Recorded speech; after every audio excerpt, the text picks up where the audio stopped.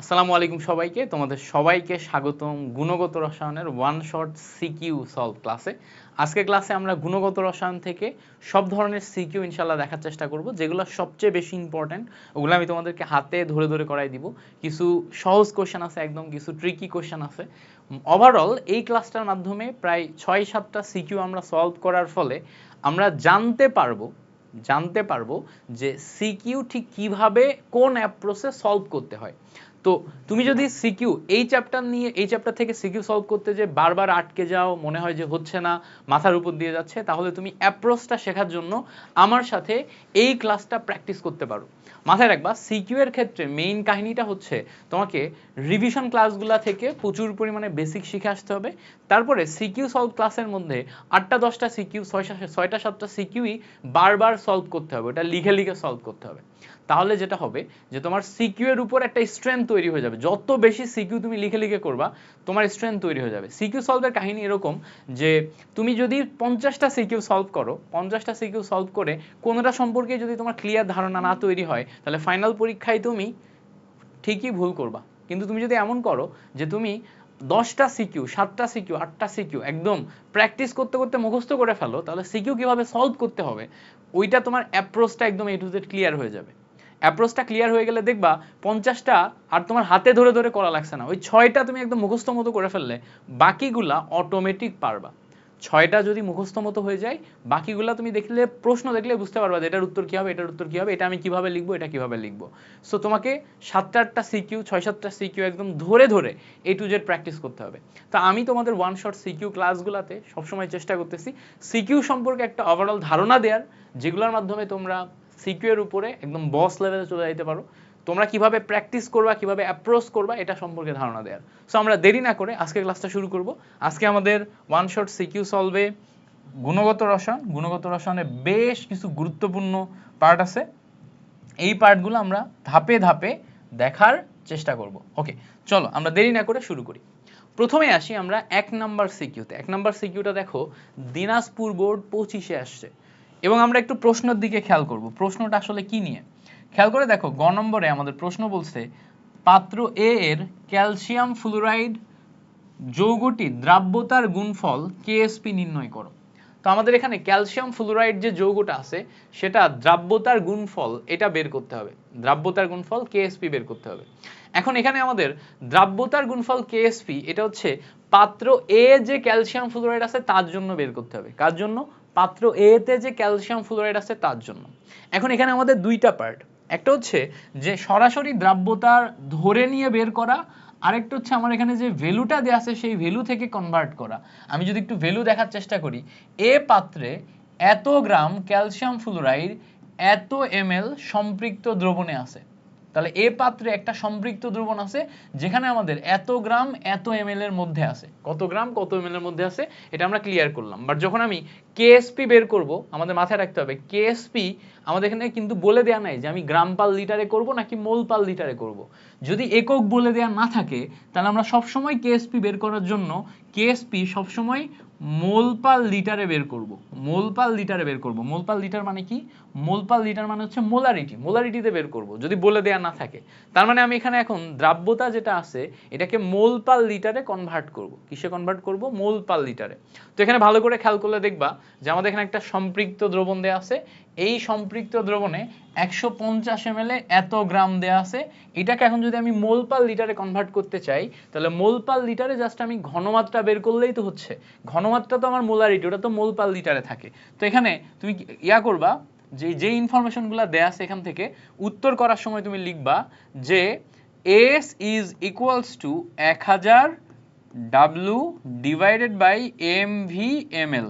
এই জায়গা থেকে তুমি ঘনমাত্রা বের করলেই, এই এ পাত্রের ঘনমাত্রা বের করলেই ওটাই তোমার মোল পার লিটারে চলে আসবে। দ্রাব্যতা, ওটাই তোমার দ্রাব্যতা মোল পার লিটারে চলে আসবে। দেখো তোমার দেয়া আছে কি এখানে, ভালো করে খেয়াল করলে দেখবা 1000 এটা ফর্মুলাতে আছে, W এর ভ্যালু দেয়া আছে দেখো 0.0017 গ্রাম, এটা হচ্ছে W এর ভ্যালু, ডিভাইডেড বাই M মানে আণবিক ভর, আর VML ভালো করে খেয়াল করলে দেখবা 150 ml দেয়া আছে।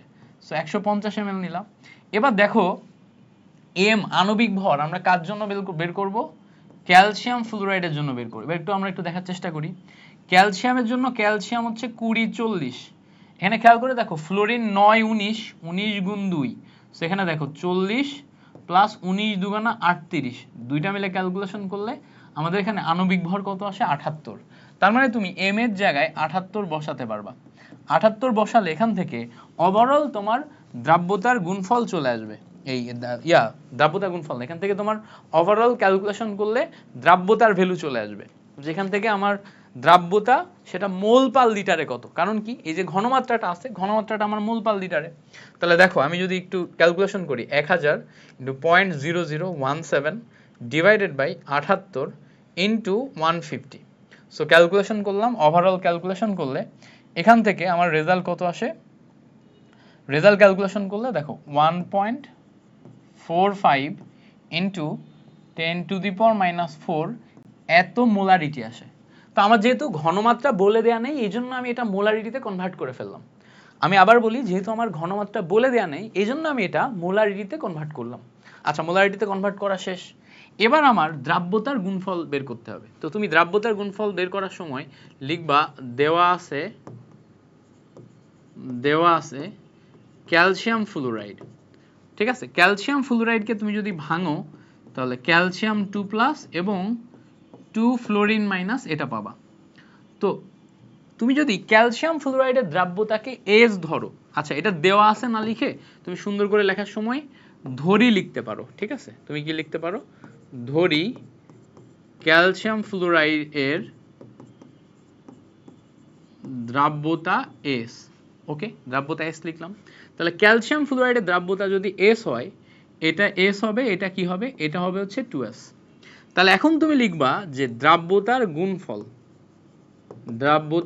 গুণফল, ঠিক আছে, দ্রাব্যতার গুণফল লিখলে এই যে দ্রাব্যতাকে এস ধরছো, তোমাকে প্রথমে যেটা করা লাগবে, ক্যালসিয়াম 2+ আয়নের দ্রাব্যতা এস মোল সংখ্যা যাবে পাওয়ারে ইনটু 2 ফ্লোরিন মাইনাসের দ্রাব্যতা 2s মোল সংখ্যা কোথায় যাবে, পাওয়ারে। ক্যালকুলেশন করলে এখান থেকে তুমি 4s³ পাবা। এখন তুমি জানো অলরেডি যে আমরা এই দ্রবণে ক্যালসিয়াম ফ্লুরাইডের যে দ্রাব্যতা, সেটা ওই আগে ওখানে দেখছি যে 0.001 গ্রাম তোমার ক্যালসিয়াম ফ্লুরাইড 150 ml থাকে এবং এটা সম্পৃক্ত দ্রবণ তৈরি করে। সম্পৃক্ত দ্রবণ তৈরি করা মানে ওটাই আমার দ্রাব্যতা। ওটাকে আমি যখন মোল পার লিটার বা মোলারিটিতে কনভার্ট করছি, ওটা আমার দ্রাব্যতার গুণফল চলে আসছে। তার মানে এখানে আমার এই অংশটাই কিন্তু এস এর ভ্যালু, তাই না? তো এস এর ভ্যালু যদি এই অংশটা হয়, তাহলে 4 ইন্টু আমার রেজাল্ট আসছে 1.45 ইন্টু 10⁻⁻⁴, তার পাওয়ার কি আসবে, তার পাওয়ার কিউব। তো ক্যালকুলেশন করলে আমি এখানে 4 ইন্টু 1.45 ইন্টু 10⁻⁻⁴ টোটালটার পাওয়ার কিউব বসাবো। বসাইলে এখান থেকে আমার দ্রাব্যতার গুণফল কত আসবে, 1.219 ইন্টু 10⁻⁻11। এই হচ্ছে আমার দ্রাব্যতার গুণফল। এবার লাস্ট লাইনে তুমি কি লিখে দিবা, যে পাত্র এতে ক্যালসিয়াম ফ্লুরাইডের দ্রাব্যতার গুণফল হচ্ছে এত এবং এটা কিসে, এটা হচ্ছে মোল পার লিটারে, তাই না? তো এখানে s³ আছে মানে হচ্ছে মোল কিউব পার লিটার কিউব। এখানে এত আসলে এটা আসবে কি, এইটার একক আসবে হচ্ছে মোল কিউব পার লিটার কিউব। এখন মোল কিউব পার লিটার কিউবে কেন গেলাম, কারণ হচ্ছে আমরা মোলারিটিতে কনভার্ট করছিলাম, মোলারিটির উপরে কিউব, তার মানে কি mole cube per litre cube. So তুমি লাস্ট লাইনে তুমি দ্রাব্যতার গুণফল কত পাচ্ছ সেটা লিখে দিবা। তো এইটুকু লিখলেই তুমি ফুল মার্ক পেয়ে যাচ্ছ। তাহলে এখানে আমি কি দেখলাম, প্রথমে আমরা দেখলাম যে ক্যালসিয়াম ফ্লুরাইড দ্রবণের দ্রাব্যতার গুণফল বের করতে হবে, বাট ওখানে আমার গ্রাম পার ml এ দেয়া আছে 150 ml এত গ্রাম। এটা থেকে আমি প্রথমে তোমার মোলারিটিতে ঘনমাত্রা বের করে নিছি, ওটাই হচ্ছে আমার ক্যালসিয়াম ফ্লুরাইডের দ্রাব্যতা। তারপর আমি ক্যালসিয়াম ফ্লুরাইডের জন্য বেসিক নিয়মে দ্রাব্যতার গুণফল বের করছি, বের করে লাস্ট পর্যন্ত আমি কেএসপি বের করলাম। That's it. এই হচ্ছে আমাদের প্রথম কোশ্চেনের অ্যান্সার। সো এটা তুমি পারলেই ওকে, তুমি 3 মার্ক কনফার্ম করে ফেলছো। এবার আসো আমরা এখান থেকে ঘ নম্বরটা দেখি। ঘ নম্বরটা অত্যন্ত গুরুত্বপূর্ণ। ঘ নম্বর বলছে, দেখো পাত্র বি যখন আমি নিচ্ছি, তখন দ্রবণটিকে সম্পৃক্ত করতে, পাত্র বি কে সম্পৃক্ত করতে আরো কত গ্রাম সোডিয়াম ক্লোরাইড প্রয়োজন। অর্থাৎ এখন আমার বি পাত্রের দিকে তাকাতে হবে। এই হচ্ছে আমার বি পাত্র, এই বি পাত্রকে সম্পৃক্ত করতে আরো কতটুকু প্রয়োজন। এবার ভালো করে খেয়াল করে দেখো, বি পাত্রে আমার কি আছে। বি পাত্রে বলা আছে যে 50 ml 1 মোলারিটি সোডিয়াম ক্লোরাইড দ্রবণ আছে। এবার এখানে বলা আছে যে 25 ডিগ্রি সেন্টিগ্রেড তাপমাত্রায় সোডিয়াম ক্লোরাইডের দ্রাব্যতা হচ্ছে 100 গ্রাম পানিতে এত লিটার। কি 100 গ্রাম পানিতে এত লিটার। তো এটা কিন্তু এত গ্রাম, 100 গ্রাম পানিতে এত গ্রাম, এটা কিন্তু বলে দেয়া আছে যে এত দ্রাবকের মধ্যে এত গ্রাম। আচ্ছা, এটা খুব চমৎকার একটা জিনিস। তো এখন আমরা একটু দেখার চেষ্টা করব, এত গ্রাম দ্রাব্যতা, দ্রবের পরিমাণ দ্রাবকের মধ্যে এতটুকু, এটা আমরা তো দেখলাম। আচ্ছা, এবার এখানে আমাদের এই যে 50 ml 1 মোলারিটি দ্রবণ যেটা আছে, এর মধ্যে আমার ভরের দিকে যাইতে হবে। কিসের দিকে যাইতে হবে? ভরের দিকে যাইতে হবে। ওই যে ওই দ্রবণ থেকে আমরা আগে ভর বের করব, ওখানে সোডিয়াম ক্লোরাইডের ভর বের করব। তাহলে আমরা প্রথমে লিখব যে বি পাত্রে, প্রথমে কি লিখব? বি পাত্রে সোডিয়াম ক্লোরাইড এর ভর। তাহলে বি পাত্রে সোডিয়াম ক্লোরাইডের ভর বের করতে গেলে আমরা basic formula S is equals to 1000 W divided by MV/ml, এখান থেকে ক্যালকুলেশন করলে এই যে W is equals to আমার রেজাল্ট আসবে SMV divided by 1000। তাহলে S এর ভ্যালু দেখো, ঘনমাত্রা 1 মোলারিটি দেয়া আছে, M মানে কত? সোডিয়াম ক্লোরাইডের আণবিক ভর। তো সোডিয়াম ক্লোরাইডে তুমি জানো সোডিয়াম 1123, ক্লোরিন হচ্ছে 35.5, টোটাল ক্যালকুলেশন করলে 58.5 আসে। ভি এর ভ্যালু ওখানে দেখো দেয়া আছে 50 ml, বসাই দিলা 50 ml, ক্যালকুলেশন করে নিচে বসাবা কত? নিচে বসাবা 1000। তাহলে সব মিলাই ক্যালকুলেশন করলে ওই দ্রবণে বি পাত্রে সোডিয়াম ক্লোরাইডের ভর পাচ্ছ। আচ্ছা, কত পাচ্ছ? 58.5 into 50 divided by 1000। So calculation করলে 2.925 গ্রাম এতটুকু আমার সোডিয়াম ক্লোরাইড আছে। তাহলে বি পাত্রে সোডিয়াম ক্লোরাইড আছে তোমার 2.925 গ্রাম। তাহলে দেখো, বি পাত্রে সোডিয়াম ক্লোরাইড আছে 2.925 গ্রাম। এখন এটাকে যদি আমি সম্পৃক্ত দ্রবণ তৈরি করতে চাই, তাহলে আর কতটুকু লাগবে সেটা বের করার জন্য আসলে সম্পৃক্ত দ্রবণে ভর কতটুকু সেটা বের করা লাগবে। সম্পৃক্ত দ্রবণে ভর কতটুকু সেটা বের করা লাগবে, তাই না? তো আমাদের দেখো 25 ডিগ্রি সেন্টিগ্রেড তাপমাত্রায় সোডিয়াম ক্লোরাইডের দ্রাব্যতা বলা আছে হচ্ছে তোমার, এই জায়গাতে ভালো করে খেয়াল করলে দেখবা 35.7 গ্রাম, এটা দেয়া আছে 100 গ্রাম পানিতে। তাহলে দেখো 100 গ্রাম পানিতে, খেয়াল করে দেখবা 100 গ্রাম পানিতে 35.7 গ্রাম, তাই না? 100 গ্রাম পানিতে 35.7 গ্রাম। তাহলে এখানে ভালো করে খেয়াল করলে দেখবা 100 গ্রাম পানিতে ভর হচ্ছে 35.7 গ্রাম। তাহলে এটা হচ্ছে আমার পানিতে, তাই না? তাহলে দেখো এইটা আমার কিন্তু দ্রাবক, এইটা কি?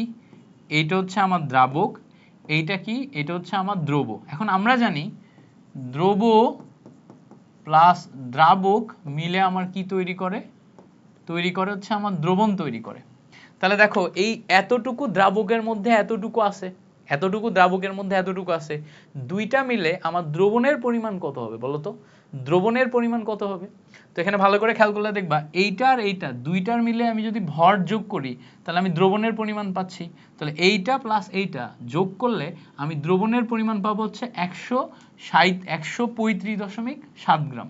তো 135.7 গ্রাম দ্রবণে তখন আমার হচ্ছে ভর হবে হচ্ছে 35.7 গ্রাম। বাট আমার লাগবে কতটুকু? আমার লাগবে হচ্ছে ওই যে পাত্রে আমাদের 50 ml ছিল, 50 ml ছিল, এই 50 ml এ যাইতে হবে। তো দেখো এটা কিন্তু দ্রাবকে পাচ্ছি আমরা, তাই না? এতটুকু পানিতে। তাহলে পানি হচ্ছে আমার দ্রবণ, দ্রাবক, দ্রাবকের সাথে দ্রব যোগ করে তুমি দ্রবণ পাচ্ছ। তাহলে দেখো এখানে আমার দ্রবণের ভর যদি বের করো, দ্রবণের ভর এটা বের করতে গেলে দ্রব প্লাস দ্রাবকে আসতে হবে। তাহলে 35.7 প্লাস 100, ক্যালকুলেশন করলে 135.7 গ্রাম। এখন এই 135.7 গ্রামকে তুমি 135.7 ml লিখতে পারবে। এখন বলবা কেন ভাইয়া? আমরা জানি ওই যে m is equals to rho v, যেখানে রো এর ভ্যালু যদি 1 হয় তাহলে ভর আর আয়তন সেম হয়ে যায়। রো এর ভ্যালু যদি 1 মিলিগ্রাম পার লিটার হয় তাহলে হচ্ছে তোমার ভর আর আয়তন সেম হয়ে যায়। ভর আর আয়তন সেম হয়ে গেলে তোমার হচ্ছে এই ভরটাই আমার আয়তন হয়ে যায়, যেটা গ্রাম ওইটাই আমার ml এ রূপান্তর হয়ে যাচ্ছে। তার মানে আমি এখন বলতে পারছি যে 135.7 ml দ্রবণে, ঠিক আছে, দ্রব্য কত আছে, দ্রব্য আছে হচ্ছে 35.7 গ্রাম। ওকে, মানে সোডিয়াম ক্লোরাইড আছে। তাহলে এখন আমার এখানে 1 গ্রাম দ্রবণে, আর ওখানে আমার যেহেতু 50 ml আছে, এই 1 ml দ্রবণে আর ওখানে যেহেতু 50 ml আছে, 50 ml দ্রবণে দ্রব্য কতটুকু হবে, এটা প্রথমে নিচে যাবে। সো এখানে আমাদের 35.7, উপরে যাবে 50, নিচে উপরে যাবে হচ্ছে 50, নিচে যাবে হচ্ছে 135.7। তাহলে এখন আমি একটু কাউন্ট করি, 35.7 ইন্টু 50 ডিভাইডেড বাই 135.7। সো 135.7, আচ্ছা 135.7 50 ডিভাইডেড বাই 135.7, ক্যালকুলেশন করলে এখান থেকে আমার রেজাল্ট আসে হচ্ছে 13.15 গ্রাম। কত আসে? 13.15 গ্রাম। তাহলে এখানে ভালো করে খেয়াল করো, আমরা রেজাল্ট পাচ্ছি হচ্ছে 13.15 গ্রাম। বুঝতে পারছো কত পাচ্ছি? 13.15 গ্রাম। এবার ভালো করে খেয়াল করো যে অ্যাকচুয়ালি আমাদের এইটা কিন্তু আমরা সম্পৃক্ত দ্রবণের ক্ষেত্রে ক্যালকুলেশন করলাম। তাহলে সম্পৃক্ত দ্রবণে অ্যাকচুয়ালি 50 ml এ থাকার কথা কত? 13.15 গ্রাম, বাট আসে কত? আসে হচ্ছে 2.925 গ্রাম। তাহলে আর কতটুকু লাগবে? ওখানে আমার জিজ্ঞেস করছে আরো কতটুকু সোডিয়াম ক্লোরাইড প্রয়োজন। তাহলে আমি লিখব আরো সোডিয়াম ক্লোরাইড প্রয়োজন, এটা লিখব। তাহলে আরো কতটুকু সোডিয়াম ক্লোরাইড প্রয়োজন, এটা কিভাবে পাবো খেয়াল করে দেখো। 13.15 মাইনাস 2.925 গ্রাম, এইটা ক্যালকুলেশন করলে আর কতটুকু প্রয়োজন? 13.15 মাইনাস 2.925 ক্যালকুলেশন করলে এখানে দেখো 10.225 গ্রাম এটা আসে। তাহলে আরো সোডিয়াম ক্লোরাইড প্রয়োজন কতটুকু, এটা আমরা পেয়ে যাচ্ছি। তোমরা অনেকেই এই জিনিসটা একদম 100% ধরতে পারো নাই। যারা 100% ধরতে পারো নাই তাদের জন্য আরেকবার আমি একটু বুঝাই দেওয়ার চেষ্টা করব। যারা 100% ধরতে পারো নাই তারা দেখো, বলছে কি যে আমাদের বি পাত্র, এই দ্রবণটাকে সম্পৃক্ত করতে আর কতটুকু সোডিয়াম ক্লোরাইড লাগবে। এখন আমাদের বি পাত্রে কি আছে ওটা বলে দেয়া আছে। ধরে নাও আমাদের কাছে এরকম একটা পাত্র আছে, বি পাত্র, এই পাত্রের মধ্যে কি আছে সেটা বলে দেয়া আছে। বলেই দেয়া আছে যে 50 ml 1 মোলারিটি সোডিয়াম ক্লোরাইড দ্রবণ। তো 50 ml 1 মোলারিটি সোডিয়াম ক্লোরাইড দ্রবণে অ্যাকচুয়ালি সোডিয়াম ক্লোরাইডের ভর হয় হচ্ছে এতটুকু। তাহলে 50 ml এ ভর এতটুকু হয়। এইটা কিন্তু সম্পৃক্ত দ্রবণ না, সম্পৃক্ত দ্রবণ না হলে দ্রাব্যতা হয় না। তাহলে এখন যদি এই দ্রবণটাকে সম্পৃক্ত করতে হয়, তাহলে সম্পৃক্ত দ্রবণের শর্ত অনুযায়ী আগাতে হবে। এখন সম্পৃক্ত দ্রবণের ক্ষেত্রে আমার বলে দেয়া আছে যখন একটা দ্রবণ সম্পৃক্ত, তখন 100 গ্রাম পানিতে আমার 35 গ্রাম থাকে হচ্ছে সোডিয়াম ক্লোরাইড। বাট পানি তো দ্রাবক, আর এখানে আমার ছিল হচ্ছে তোমার 50 ml দ্রবণের মধ্যে, তাহলে দ্রাবক দিয়ে তো আর আমি ওটা হিসাব করতে পারবো না। তাহলে আমার কি দ্রবণে যাইতে হবে। এখন দেখো আমরা জানি দ্রবণ ইজ ইকুয়ালস টু দ্রব্য প্লাস দ্রাবক। তাহলে দ্রবণের ভর যখন আমি বের করব তখন তোমার হচ্ছে দ্রাবক এবং দ্রব্য দুইটা যোগ করে আমি এত গ্রাম পাচ্ছি। এখন এই গ্রামটাকে আমি ml এ কনভার্ট করছি কেন? কারণ আমরা জানি ওই যে m is equals to rho v, যেখানে রো হচ্ছে 1 মিলিগ্রাম পার লিটার, করলে ভর আর আয়তন সেম হয়ে যায়, তখন এটা আমার গ্রামই মিলিলিটারে লেখা যায়। পানির ক্ষেত্রে এটা পসিবল, ঠিক আছে, এটা পানির ক্ষেত্রে হয়। তাহলে দেখো এখানে 135.7 গ্রাম থেকে আমি ml এ কনভার্ট করছি। এবার তাহলে খেয়াল করো, এটা যদি আমার দ্রবণের আয়তন হয়, তাহলে এত আয়তনে দ্রব্য আছে এত গ্রাম, তাহলে এক ml এ কতটুকু আছে আর 50 ml এ কতটুকু আছে। কেন 50 ml? কারণ এই যে আমরা 50 ml এর দ্রবণ নিয়েছিলাম, 50 ml এর দ্রবণ নিয়েছিলাম, তার মানে আমি 50 ml এ কতটুকু আছে, 50 ml এ কতটুকু আছে এটা ক্যালকুলেশন করলে 13.15 গ্রাম আসে। তাহলে 13.15 গ্রাম আসলে ওটাই আমার আনসার হবে না, ওটা আমার সম্পৃক্ত দ্রবণের জন্য। 50 ml সম্পৃক্ত দ্রবণের জন্য ভর অত হওয়ার কথা, বাট আসে কতটুকু, আসে এতটুকু। তাহলে আর কতটুকু লাগবে? 13 থেকে এটা বাদ দিলে 10.225 গ্রাম এটা লাগবে। আর কতটুকু লাগবে? 10.225 গ্রাম এটা লাগবে। তাহলে আশা করি পুরা জিনিসটা আমি তোমাকে বুঝাইতে পারছি। চমৎকার না? এই কোশ্চেনগুলা অত্যন্ত গুরুত্বপূর্ণ দ্রাব্যতার ক্ষেত্রে এগুলো অত্যন্ত গুরুত্বপূর্ণ, ট্রিকি কোশ্চেন প্রচুর আসতে দেখা যায়। এই সিস্টেমটা তুমি যদি একবার শিখে ফেলো, ভ্যালু পরিবর্তন করে দিয়ে অন্য যেভাবেই তোমার প্রশ্ন ঘোরাই দিক তুমি পারবা। আমি আবার বলি যে এই প্রশ্নটা তুমি যদি একবার শিখে ফেলো, একবার যদি বেসিকটা তোমার ক্লিয়ার হয়ে যায়, আগে বেসিক তোমার ক্লিয়ার থাকতে হবে। আমি দেখলাম যেটা সিকিউ থেকে কিভাবে সলভ করতে হয়। তো তোমার ভ্যালু যেভাবেই ঘুরাই দিক তুমি পারবা, ঠিক আছে? তাহলে এইটা এইভাবে ক্যালকুলেশন করে লাস্ট পর্যন্ত আর কতটুকু লাগবে লিখতে পারলে 4 মার্ক কনফার্ম। এখান থেকে তুমি 4 মার্ক কনফার্ম। দেখো এটা কুমিল্লা বোর্ড 25-এ আসছে। সো এই টাইপের কোশ্চেনগুলাই বারবার ঘুরে ফিরে আসে, প্রত্যেকবার ঘুরে ফিরে এই টাইপের প্রশ্নগুলাই আসে, ঠিক আছে? এই টাইপের প্রশ্নগুলো আসে। সো এগুলা কনফার্ম করা আহামরি এমন কোনো ব্যাপার না। এবার আসো একটা খুবই গুরুত্বপূর্ণ প্রশ্নে যাই। গ নম্বর প্রশ্ন বলছে, দেখো 1 নং পাত্রের লবণের অ্যানায়নটির শনাক্তকরণে পরীক্ষা সমীকরণ সহ লিখো। তাহলে এখানে আমাদের অ্যানায়ন যেটা আছে, এই অ্যানায়নটির শনাক্তকরণের পরীক্ষা তোমার হচ্ছে যে 1 নং দ্রবণের লবণের অ্যানায়নটি শনাক্তকরণ পরীক্ষা তোমার একদম সমীকরণ সহ লিখতে বলছে। সো আমার 1 নং দ্রবণের লবণ হচ্ছে 100 ml সিলভার আয়োডাইডের সম্পৃক্ত দ্রবণ, 100 ml সিলভার আয়োডাইডের সম্পৃক্ত দ্রবণ, তাই না? সো 100 ml সিলভার আয়োডাইডের সম্পৃক্ত দ্রবণের ক্ষেত্রে আমার এইটা প্রশ্নটা ভুল তুলছে, বুঝছো? এটা এই প্রশ্নের না, প্রশ্নটার টাইপিং একটু ভুল আছে। দাঁড়াও আমি একটু দেখি। হ্যাঁ, এটা হচ্ছে এই প্রশ্নের না, আরেকটা প্রশ্নের, মানে ধরো এই গ নাম্বারটা হচ্ছে যে উদ্দীপক আরেকটা আর প্রশ্নটা আরেকটা, উল্টাপাল্টা করে ফেলছে, ঠিক আছে? এখানে হচ্ছে যে তোমার অ্যামোনিয়াম সালফেটের কথা বলা ছিল, তারপরে প্রশ্নটা ছিল। সো আমি হচ্ছে স্লাইড চেক করি না, ভুল তুলছে, আমি তোমাকে একটু পরে দেখাই দিচ্ছি, সমস্যা নেই। কোশ্চেনে আসে, এটা দেখি। এখানে বলছে দেখো 1 নং এবং 2 নং পাত্রে দুটি একত্রে মিশ্রিত করলে 1 নং পাত্রের লবণের সিলভার আয়োডাইডের দ্রাব্যতার কোনো পরিবর্তন হবে কিনা। তো দেখো এখানে আমাদের সিলভার আয়োডাইড যেটা আছে না, এটার দ্রাব্যতার পরিবর্তনের কথা বলছে। তো আমি শুরুতেই খেয়াল করব সিলভার আয়োডাইডের দ্রাব্যতা আমি কই পাচ্ছি।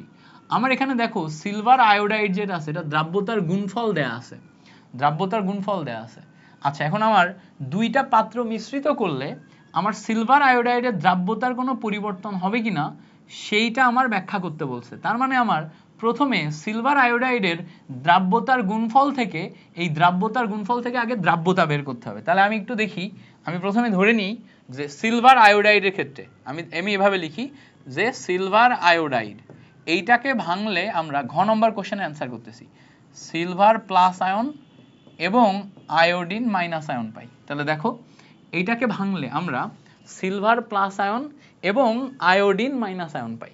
আচ্ছা, এবার এই সিলভার আয়োডাইডের দ্রাব্যতার গুণফল এটা যদি বের করি দ্রাব্যতার গুণফল, তাহলে দেখো দ্রাব্যতার গুণফল সিলভার আয়োডাইডের জন্য কেএসপি কি হবে। দেখো এইটার যদি দ্রাব্যতা এস ধরি তাহলে এটার এস এটারও এস, তাহলে দেখো এটা যদি এস ধরি তাহলে এস ইন্টু এস ক্যালকুলেশন করলে এসি স্কোয়ার আসে। তো এখানে ভালো করে খেয়াল করলে দেখবা S square is equals to দ্রাব্যতার গুণফল কেএসপি কত দেয়া আছে সিলভার আয়োডাইডের জন্য 8.3 ইন্টু 10⁻⁻17 এটা দেয়া আছে।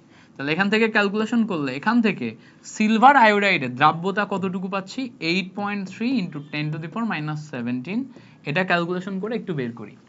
রুটের নিচে 8.3 ইন্টু 10⁻⁻17, তাহলে ক্যালকুলেশন করলে দেখো 9.11 ইন্টু 10⁻⁹, এইটা হচ্ছে আমাদের সিলভার আয়োডাইডের দ্রাব্যতা।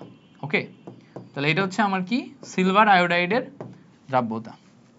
ওকে গ্রেট, তাহলে সিলভার আয়োডাইডের দ্রাব্যতা এটা হবে, আমরা বুঝতে পারছি।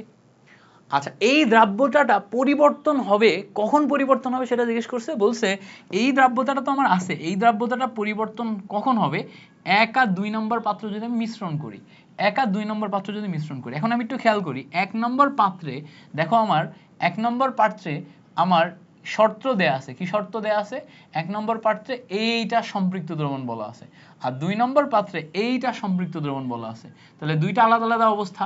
একটা দেখো 100 ml আর হচ্ছে 100 ml এর সাথে তো ঘনমাত্রা দেওয়ার কথা, 100 ml 1 মোলারিটি। আরে প্রশ্নে এরকম ভুলভাল তুলছে কেন? ওয়েট দাঁড়াও আমি একটু, নাহলে হচ্ছে যে আবার মিলবে না, একটু দেখে আসি। আগেও কি প্রশ্ন ঠিক ছিল?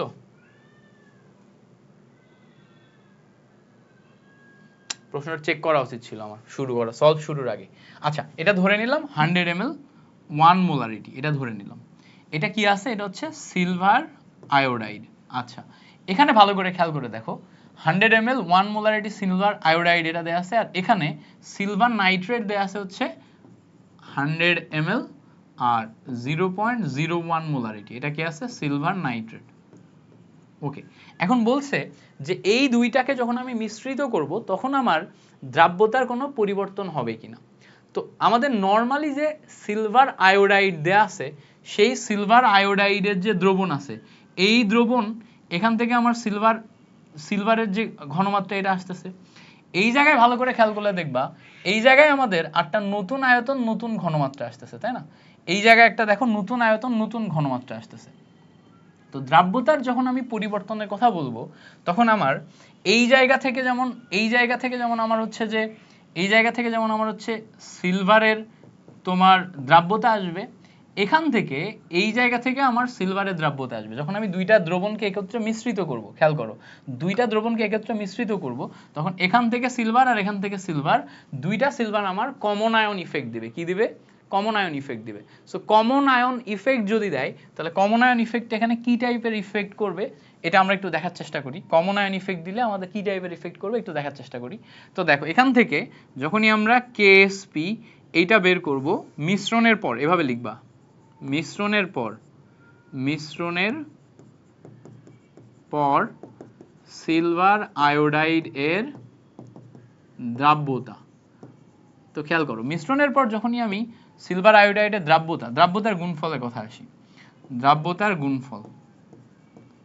তো মিশ্রণের পর সিলভার আয়োডাইডের দ্রাব্যতার গুণফলে যখন আমি আসব, তখন মিশ্রণের পর সিলভার আয়োডাইডের দ্রাব্যতার গুণফল কেএসপি যখন হবে, তখন এখানে আমার ডেফিনেটলি সিলভার প্লাস আয়নের ঘনমাত্রা ইনটু আয়োডিন মাইনাস আয়নের ঘনমাত্রা এটা হবে।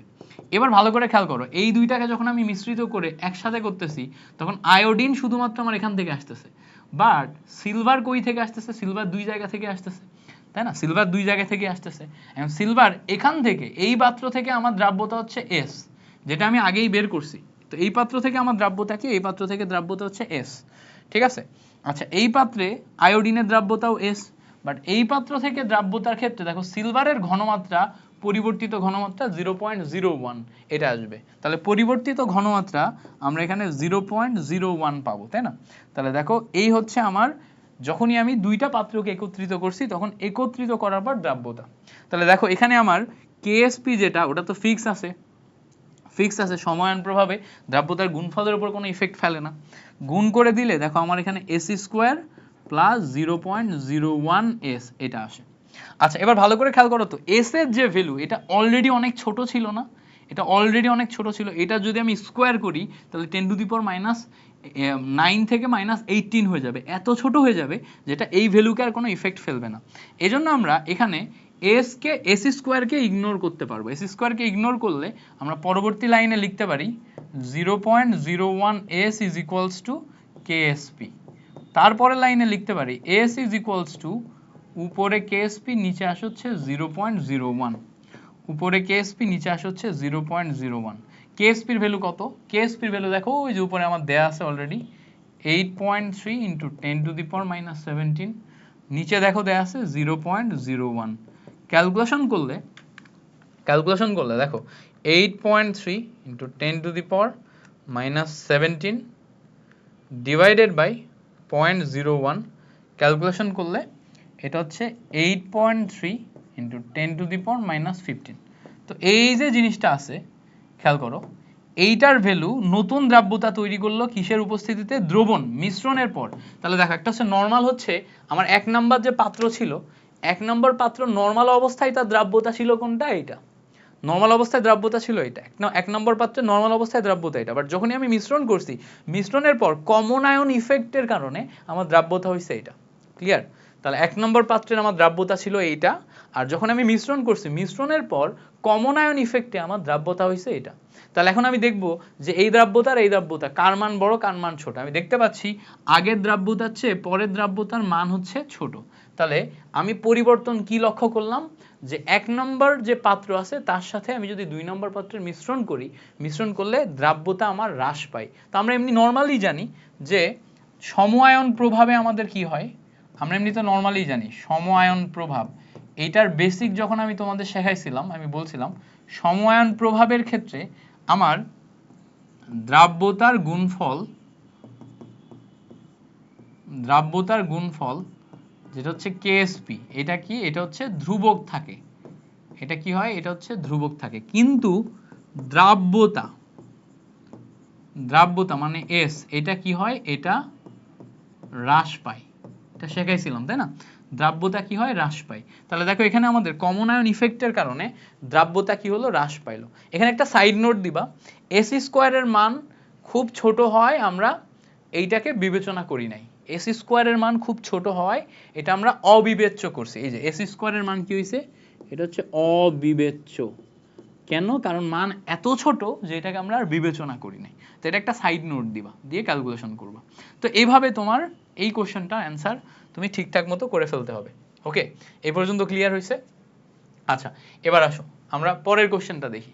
এই দেখো এখানে আমাদের কোশ্চেনটা ঠিকঠাকভাবে তোলা আছে, বুঝতে পারছো? 3 নম্বর কোশ্চেনে আমাদের কোশ্চেনটা ঠিকঠাকভাবে তোলা আছে। বলছে 25 ডিগ্রি সেন্টিগ্রেড তাপমাত্রায় সিলভার ক্লোরাইডের দ্রাব্যতা এস নির্ণয় করো। এখন সিলভার ক্লোরাইডের দ্রাব্যতা এই 25 ডিগ্রি সেন্টিগ্রেড তাপমাত্রায় বের করতে বলছে।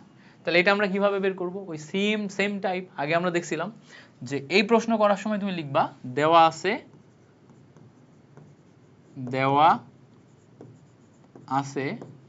সিলভার ক্লোরাইড এর কেএসপি, 3 মার্কের কোশ্চেন, তো এইটুকু লিখে করবা। সিলভার ক্লোরাইডের কেএসপি তোমার 1.8 ইন্টু 10 টু দি পাওয়ার -10। এরপরে তুমি পরে লিখবা ধরি সিলভার ক্লোরাইড এর দ্রাব্যতা বা সলিবিলিটি এটা হচ্ছে এস। এবার পরের লাইনে তুমি লিখবা সিলভার ক্লোরাইডকে ভাঙলে আমি এখানে silver plus ion chlorine minus ion পাই। তাহলে এখানে দ্রাব্যতা এস হলে এখানেও এস, এখানেও এস। পরের লাইনে KSP is equals two silver plus ion এইটার ঘনমাত্রা বা দ্রাব্যতা ইন্টু ক্লোরিন মাইনাস আয়নের ঘনমাত্রা বা দ্রাব্যতা।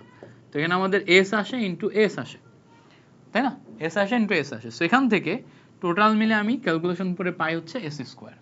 তো সব মিলায়ে আমি KSP is equals to S square পাই, বা S is equals to root over KSP পাই। তো রুট ওভার কেএসপি মানে হচ্ছে রুটের নিচে কেএসপি কত আছে দেখো 1.8 into 10 to the power -10, 1.8 into 10 to the power -10। So calculation করলে রুটের নিচে 1.8 ইন্টু 10 টু দি পাওয়ার -10।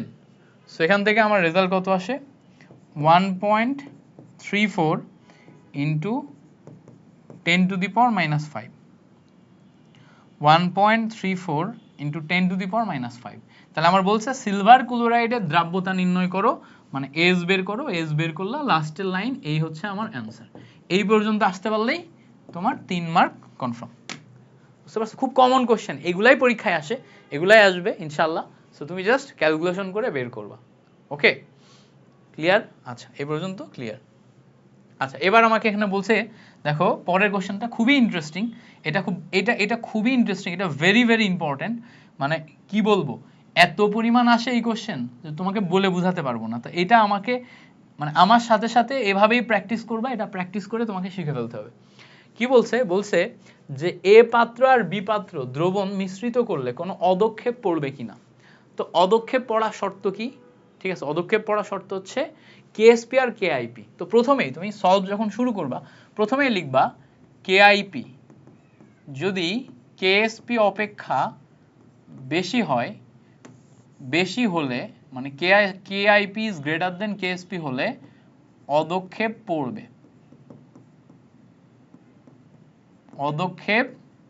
পড়বে। এটা হচ্ছে আমাদের ফার্স্ট লাইন।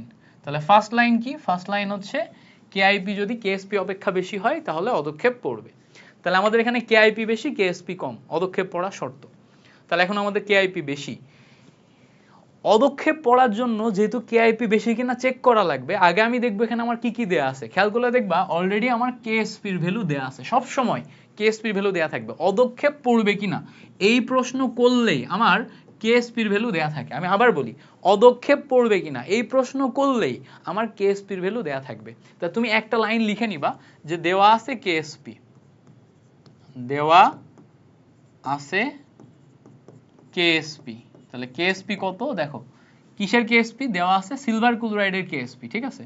তো এটা একটু জাস্ট আমরা লিখে নিব যে সিলভার ক্লোরাইড এর কেএসপি। তাহলে কেএসপি কত দেখো 1.8 × 10⁻⁻10। আচ্ছা, এবার মজার ব্যাপার দেখো, এ আর বি পাত্র মিশ্রিত করার পর আমি এ পাত্র থেকে, খেয়াল করো, এ পাত্র থেকে সিলভার প্লাস আয়ন পাবো আর বি পাত্র থেকে ক্লোরিন মাইনাস আয়ন পাবো। বুঝতে পারছো? তাহলে এই যে সিলভার প্লাস আয়ন আর ক্লোরিন মাইনাস আয়ন দুইটার মিশ্রণের পর ঘনমাত্রা বের করা লাগবে। তো আমাদের এই ম্যাথটা সলভ করার জন্য মিশ্রণের পর ঘনমাত্রা বের করা লাগবে। মিশ্রণের, খেয়াল করো, এভাবে লিখব, মিশ্রণের পর, মিশ্রণের পর, খেয়াল করো, মিশ্রণের পর সিলভার প্লাস আয়নের ঘনমাত্রা। সো সিলভার প্লাস আয়নের ঘনমাত্রা এটা যদি বের করি, এটা বের করতে গেলে দেখো উপরে যাবে S1V1, নিচে যাবে হচ্ছে V টোটাল। এখন তুমি বলবা S1V1 মানে কি? S1V1 মানে হচ্ছে, খেয়াল করো, S1V1 মানে হচ্ছে এখানে দেখো আয়তন দেয়া আছে, এখানে দেখো ঘনমাত্রা দেয়া আছে। সো সিলভার নাইট্রেটের জন্য যেটা আয়তন ঘনমাত্রা, সিলভার প্লাস আয়নের জন্য সেম হচ্ছে এটা ঘনমাত্রা এবং আয়তন। তো এটা হচ্ছে ঘনমাত্রা, এটাকে আমি S1 বলবো, এটাকে আমি V1 বলবো। তাহলে দেখো আমি যদি ক্যালকুলেশন করি 0.01 × V1 আসে হচ্ছে 50 ml।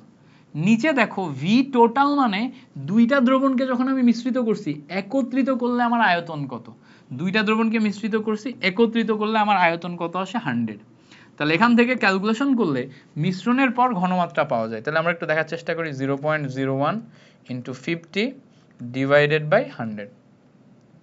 আচ্ছা, তাহলে এখানে ক্যালকুলেশন করলে 5 × 10⁻³ কত আসে, 5 × 10⁻³ আচ্ছা, এবার খেয়াল করো, ক্লোরিন মাইনাস আয়ন যেটা আছে এটার আয়নের ঘনমাত্রা এটা বের করতে হবে, আয়নের ঘনমাত্রা।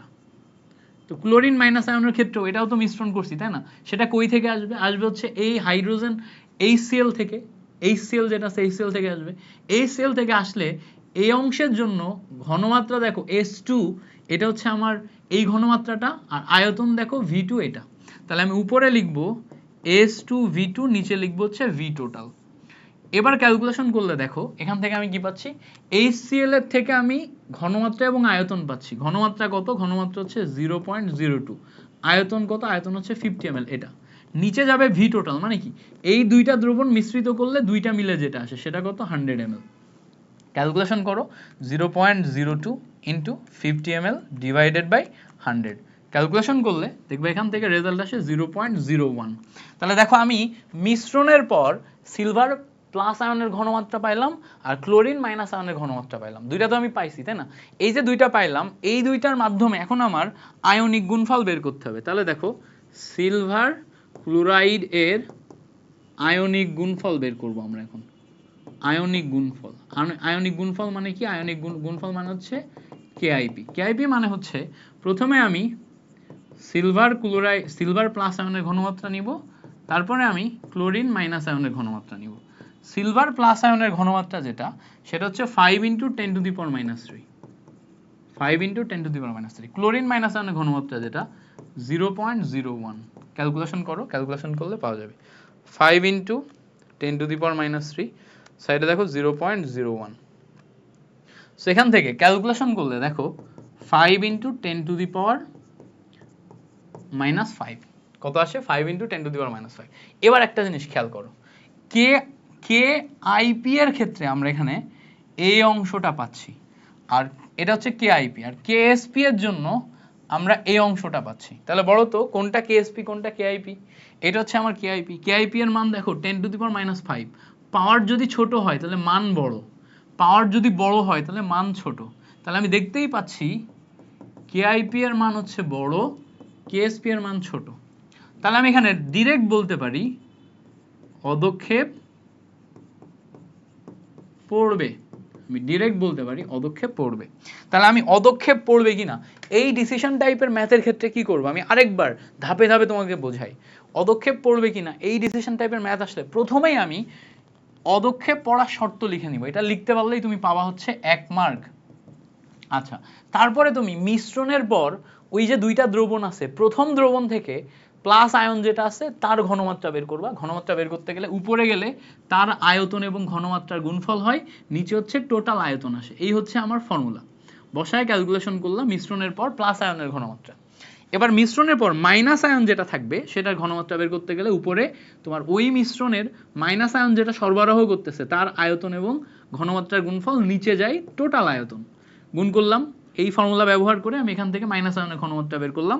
তারপরে ওই যে আয়নটা আছে, যেমন ধরো সিলভার ক্লোরাইড, এইটার ক্ষেত্রে আয়নিক গুণফলের জন্য কেআইপি বের করার জন্য তোমার দুইটার গুণফল করতে হবে, একটা হচ্ছে সিলভার প্লাস আয়নের ঘনমাত্রা, একটা হচ্ছে ক্লোরিন মাইনাস আয়নের ঘনমাত্রা। দুইটা করে আমি এখানে রেজাল্ট পাচ্ছি 5 × 10⁻⁵। এই ভ্যালুর সাথে আমি লাস্ট লাইনে এটা কম্পেয়ার করব, এই ভ্যালুর কম্পেয়ার করে আমি বলবো কেআইপি বড়, তার মানে অদক্ষেপ পড়বে। তাহলে দেখো এই হচ্ছে আমাদের প্রথম অংশ, এই হচ্ছে আমাদের দ্বিতীয় অংশ। এই জায়গাতে খেয়াল করো, এটা আমার 1 মার্ক, এটা 1 মার্ক, এটা 1 মার্ক। লাস্টের লাইন এই যে অদক্ষেপ পড়বে কিনা এইটা লিখলে আরেক মার্ক। তুমি যদি লাস্টের লাইনে মন্তব্য না করো, এটা লিখেন মন্তব্য না করো, তাহলে কিন্তু তুমি ফুল মার্ক পাবা না। এই কোশ্চেনে ফুল মার্ক পাইতে গেলে লাস্টের লাইনে মন্তব্য করা মাস্ট, মাস্ট মন্তব্য করতে হবে, মন্তব্য না করলে ফুল মার্ক পাবা না। তো এটা মাথায় রাখবা, আশা করি ক্লিয়ার হয়েছে। আচ্ছা, এবার আসো 4 নাম্বার সিকিউ, এটাতে আসি। 4 নাম্বার সিকিউতে বলছে যে উদ্দীপকের মৌলটির সর্বশেষ শক্তি স্তরে, উদ্দীপকের মৌলটির সর্বশেষ শক্তি স্তরে মানে চতুর্থ কক্ষপথে মোট কয়টি ইলেকট্রন থাকতে পারে এটা কোয়ান্টাম সংখ্যার NLMS এর ছকের সাহায্যে নির্ণয় করতে হবে। তো মোট কয়টি ইলেকট্রন থাকতে পারে এটা হচ্ছে কোয়ান্টাম সংখ্যা NLMS এর ছকের সাহায্যে নির্ণয় করতে হবে। তো আমাদের বলছে উদ্দীপকের মৌলটির সর্বশেষ শক্তি স্তরে মানে চতুর্থ কক্ষপথে, চতুর্থ কক্ষপথ, সর্বশেষ শক্তি স্তর মানে চতুর্থ কক্ষপথ। চতুর্থ কক্ষপথ মানে কি দেখো, আমরা জানি কে এল এম এন চারটি প্রধান শক্তি স্তরে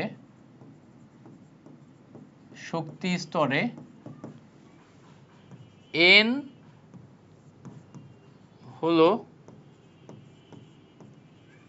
চতুর্থ শক্তি স্তর, তাই না? KLMN এটা চারটি প্রধান শক্তি স্তরে, N হলো চতুর্থ শক্তি স্তর, যেটাকে আমি কোয়ান্টাম সংখ্যা দিয়ে কাউন্ট করলে N = 4। এখন N = যখন 4 তখন মোট কয়টি ইলেকট্রন থাকতে পারে, প্রধান শক্তি স্তরে মোট ইলেকট্রন সংখ্যা বের করতে হবে। কার সাহায্যে? NLMS এর ছকের সাহায্যে। তো এখন আমরা NLMS এর ছক বানাবো।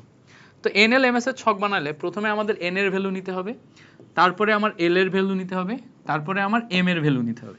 দেখো N এর ভ্যালু যখন আমি 4 নিচ্ছি, L এর ভ্যালু বের করা মানে কি বলতো?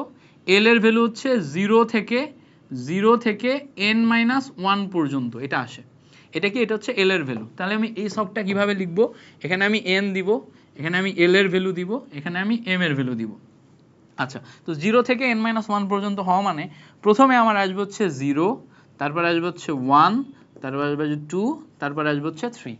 আমরা তো এগুলা বেসিক জানি, তাই না? ছক যখন বের করতেছি তখন আমরা বেসিক জানি। আচ্ছা, এখন m এর ভ্যালু আবার l এর মানের উপর ডিপেন্ড করে। এটা কি আসবে? 0 থেকে +- l পর্যন্ত। তাহলে 0 থেকে +- l পর্যন্ত হওয়া মানে কি? যখন আমি l এর ভ্যালু 0 নিছি তখন আমার m এর ভ্যালু 0, বাট যখন আমি 1 নিছি তখন 0 এবং +-1, যখন আমি 2 নিছি তখন 0 +-1 +-2, যখন আমি 3 নিছি তখন 0 +-1 +-2 +-3। এটা হচ্ছে m এর ভ্যালু। এখন m এর ভ্যালু কয়টা কক্ষপথ সেটা নির্ণয় করে। তাহলে এখানে আমি এই ছকে এই জায়গাতে লিখতে পারবো কক্ষপথ সংখ্যা। আচ্ছা, কক্ষপথ সংখ্যা যদি লিখি, দেখো এটা হচ্ছে প্রথম কক্ষপথ, 0 0 মানে একটা কক্ষপথ। তাহলে কক্ষপথ সংখ্যা দেখো প্রথমটার জন্য আমার কক্ষপথ 1, দ্বিতীয়টার জন্য কক্ষপথ কয়টা বলো তো? এখানে দেখো 1 2 3, তিনটা কক্ষপথ আছে না? এখানে দুইটা সংখ্যা, দুইটা নাম্বার, এখানে একটা নাম্বার, তিনটা নাম্বার। তাহলে এই লাইনে আমার তিনটা কক্ষপথ। এখানে খেয়াল করলে দেখবা পাঁচটা কক্ষপথ, আর এখানে খেয়াল করলে দেখবা টোটাল মিলে 2 4 6, টোটাল মিলে 7টা কক্ষপথ, তাই না? এই হচ্ছে আমাদের কক্ষপথ সংখ্যা। এবার দেখো কক্ষপথে যদি আমি ইলেকট্রন সংখ্যা কাউন্ট করি, তাহলে ইলেকট্রন সংখ্যা কাউন্ট করলে একটা কক্ষপথে 2টা করে ইলেকট্রন কাউন্ট হয়। তাহলে দেখো, তাহলে ইলেকট্রন সংখ্যা যদি আমি কাউন্ট করি, ইলেকট্রন সংখ্যা যখন আমি এটা কাউন্ট করব, তখন এই কক্ষপথে টোটাল ইলেকট্রন আমার 2টা থাকবে, এই কক্ষপথে টোটাল ইলেকট্রন আমার 6টা থাকবে, এই কক্ষপথে টোটাল ইলেকট্রন 10টা থাকবে, এই কক্ষপথে টোটাল ইলেকট্রন 14টা থাকবে। তাহলে এখন আমি মোট ইলেকট্রন কয়টা পাবো? মোট ইলেকট্রন এই টোটাল মিলে কাউন্ট করলে পাবো, দেখো 14 আর 10 24, 24 আর 6 30 আর 2 32। তাহলে মোট ইলেকট্রন দেখো আমি 32টা পাচ্ছি। তাহলে দেখো এই প্রধান শক্তি স্তর n, এখানে মোট ইলেকট্রন কাউন্ট করতে বলছে, মোট ইলেকট্রন কাউন্ট আমি ওই যে 32 পাচ্ছি। লাস্ট লাইনে আমি লিখে দিব মোট ইলেকট্রন হচ্ছে 32। বাট আমাকে আমার এই nl ms এগুলার মানের সাহায্যে, ছকের সাহায্যে বের করতে বলছে না, ছকের সাহায্যে বের করব এভাবে, ঠিক আছে? তাহলে দেখো ছকের সাহায্যে আমি এভাবে বের করলাম। তাহলে দেখো আমার n এর মান এটা, এটা l এর মান, এটা হচ্ছে m এর মান, প্রত্যেকটা মানের সাহায্যে কক্ষপথ সংখ্যা বের করলাম, দেন হচ্ছে আমার ইলেকট্রন সংখ্যা বের করছি। প্রথমে কক্ষপথ সংখ্যা বের করছি, তারপরে ইলেকট্রন সংখ্যা বের করছি। এবার বলো পারবা কিনা? যারা লাইভে ক্লাসটা করতেছো তারা বলো পারবা কিনা? ক্লিয়ার? আচ্ছা, এটা গেল আমার যদি কখনো ছকের সাহায্যে করতে বলে। আচ্ছা, এই ছকটা এভাবে যেমন করলাম, তুমি চাইলে কিন্তু স্কেল দিয়ে করতে পারতা, তুমি চাইলে কিন্তু স্কেল দিয়ে করতে পারতা। স্কেল দিয়ে কিভাবে করতা? দেখো 1 2 3 4, চারটা ঘর লাগছে না? স্কেল দিয়ে করলে তুমি এভাবে করতা, টোটাল মিলে এই বরাবর 5টা মতো ঘর নিতা। কি নিতা? এই বরাবর 5টা মতো ঘর নিতা। তো তখন তুমি কি করতা? এরকম 5টা ঘর নিতা। দেখো এই নিয়ে ফেললাম, ওকে, নিয়ে ফেললাম। দেখো এই তো 2টা, তারপর হচ্ছে 3টা, তারপর হচ্ছে 4টা, তারপর হচ্ছে 5টা, এই 5টা মতো ঘর নিলাম। এবার খেয়াল করো, এই নিলাম, তারপরে পাশে এই নিলা, পাশে এই নিলা, পাশে এই নিলা, আরো একটা পাশে এই নিলা। তো অনেক কিছু আমরা নিলাম। আচ্ছা, নেয়ার পর এখন আমি খেয়াল করো, এখন আমি এখান থেকে কি করব? প্রধান শক্তি স্তর সম্পর্কে লিখব। তো প্রধান শক্তি স্তর সম্পর্কে যখন আমি লিখছি, ঠিক আছে, প্রধান শক্তি স্তর সম্পর্কে যখন আমি লিখছি, প্রধান শক্তি স্তর, তো এই যে n এর মান লিখবো না? তাহলে দেখো প্রধান কোয়ান্টাম সংখ্যা n, n এর মান আমি কত নিচ্ছি? 4 নিচ্ছি, 4 নিচ্ছি, 4 নিচ্ছি, 4 নিচ্ছি, 4 নিচ্ছি। 4 এর জন্য l এর মান কত ধরনের মান আসতে পারে? যখন আমি l নিব, l এর মান আমার 0 আসতে পারে, তারপর 1 আসতে পারে, আমার 2 আসতে পারে, আমার আসতে পারে হচ্ছে 3। তাহলে দেখো এই জায়গায় n এর মান আমি যখন, এখানে আমার একটা কক্ষপথ বেশি নেওয়া হয়ে গেছে, আচ্ছা বেশি নিলে আমার এটা লাস্টেরটা আমি বাদ দিয়ে দিলাম। তাহলে দেখো আমি যখন n এর মান নিচ্ছি 4, তখন l এর মান 0 1 2 3 এতগুলো আসতে পারে। তখন আমার m এর মান কয়টা আসতে পারে? m এর মান আসতে পারে 0 এর জন্য 0ই আসবে, 1 এর জন্য 0 এবং প্লাস মাইনাস 1 আসবে, 2 এর জন্য 0 plus minus 1 plus minus 2, 0 plus minus 1 plus minus 2 plus minus 3, এতগুলো আসবে। এবার দেখো এখন আমার এই জায়গা থেকে কি করতে হবে? কক্ষপথ কাউন্ট করতে হবে। তাহলে আমি ওই যে আগের মতোই কক্ষপথ, মোট কক্ষপথ, এখান থেকে লিখবো হচ্ছে কক্ষপথ সংখ্যা, এখান থেকে আমি লিখবো কি? লিখবো হচ্ছে কক্ষপথ সংখ্যা, কক্ষপথ। সো ওই আগে যেটা করছি ওটাই জাস্ট তুমি একটা ছক করে লিখবা, কক্ষপথ সংখ্যা। এখানে একটা, এখানে হচ্ছে তোমার 3টা, এখানে তোমার হচ্ছে 5টা, এখানে হচ্ছে 7টা। এরপরে লিখবা কি? এরপরে লিখবা হচ্ছে ইলেকট্রন সংখ্যা, ইলেকট্রন সংখ্যা। তো এখানে 2 দিয়ে গুণ হবে, 2 দিয়ে গুণ হলে এখানে 2, এখানে 6, এখানে 10, এখানে 14। এরপরে লিখবা মোট ইলেকট্রন, মোট ইলেকট্রন। তো এখানে তুমি জাস্ট 32 লিখে দিবা। এখন এই ছকে তুমি চাইলে এই মাঝখানের দাগগুলো বাদ দিয়ে শুধু একটা দাগ লিখতে পারো, সেটা কি? 4। মাঝখানে ছক দাগ দিয়ে, এই মাঝখানের দাগগুলো বাদ দিয়ে শুধু একটা দাগ লিখতে পারো, সেটা কি? 4। এটা হচ্ছে তোমার উপর ডিপেন্ড করতেছে।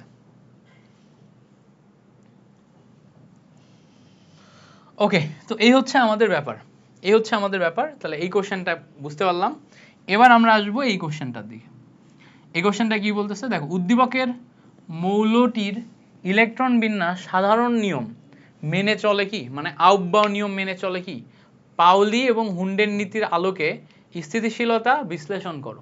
তাহলে দেখো, এটা হচ্ছে প্রথমে আমাদের সাধারণ নিয়ম মানে আউফবাউ নীতি মেনে চলে কিনা সেটা বলতে হবে, তারপরে পাউলি এবং হুন্ডের নীতির আলোকে বিশ্লেষণ করতে হবে। তার একটা হচ্ছে পাউলির নীতি আর একটা হচ্ছে হুন্ডের নীতি, এটা বিশ্লেষণ করতে হবে।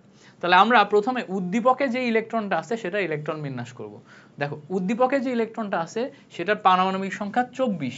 তাহলে আমরা জানি পারমাণবিক সংখ্যা 24, তাহলে আমি লিখবো, প্রথমেই লিখবো পারমাণবিক সংখ্যা কত, 24। 24 হলে আমার মৌলটা হচ্ছে ক্রোমিয়াম। মৌলটা কি, মৌলটা হচ্ছে ক্রোমিয়াম। তাহলে দেখো, পারমাণবিক সংখ্যা 24, 24 হলে মৌলটা ক্রোমিয়াম।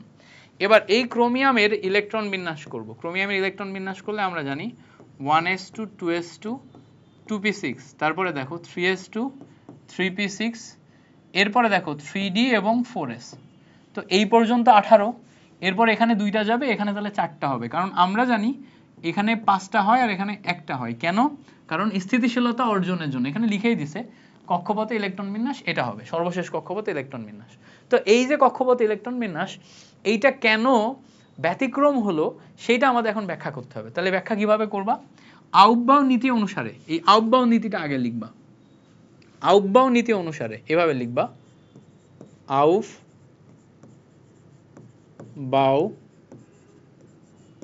নীতি অনুসারে n+l এর মান যার কম, n+l এর মান যার কম, সেটাতে ইলেকট্রন আগে প্রবেশ করবে। এখন আমার এখানে দুইটা অরবিটাল আছে, একটা হচ্ছে 3d অরবিটাল আর একটা হচ্ছে 4s অরবিটাল। তো 3d অরবিটাল যেটা আছে এইটার ক্ষেত্রে n+l, এইটার মান যখন বের করতে যাব, n এর মান হচ্ছে আমার 3 আর l এর মান d এর জন্য spd 0 1 2 2, তাহলে টোটাল মিলে মান আমার 5 আসে। আচ্ছা, 4s অরবিটালের জন্য n+l এর মান এটা যদি বের করতে চাই, তো n এর মান আমার 4, l এর মান আমার 0 মানে 4। তাহলে ইলেকট্রন কোনটাতে আগে যাবে? সো n+l এর মান যার কম সেটাতে আগে যাবে। তাহলে 4s এ ইলেকট্রন আগে প্রবেশ করবে 3d অপেক্ষা। তাহলে দেখো 4s এ ইলেকট্রন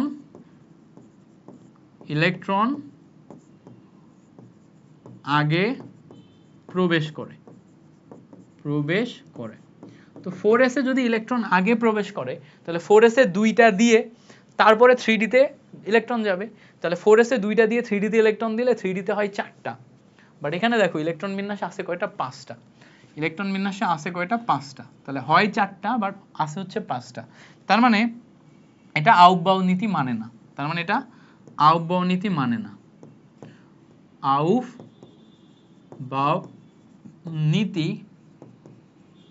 মানে না। ঠিক আছে? তাহলে যেহেতু আউফবাউ নীতি মানে না, না মানলে আমাদের এখন লিখতে হবে কেন মানে না। এখন তুমি এখানে ব্যতিক্রম ইলেকট্রন বিন্যাসের যে নীতি সেটা লিখবা, যে আমরা জানি ডি অরবিটাল, ঠিক আছে, লিখবা ডি অরবিটাল সব সময় স্থিতিশীলতা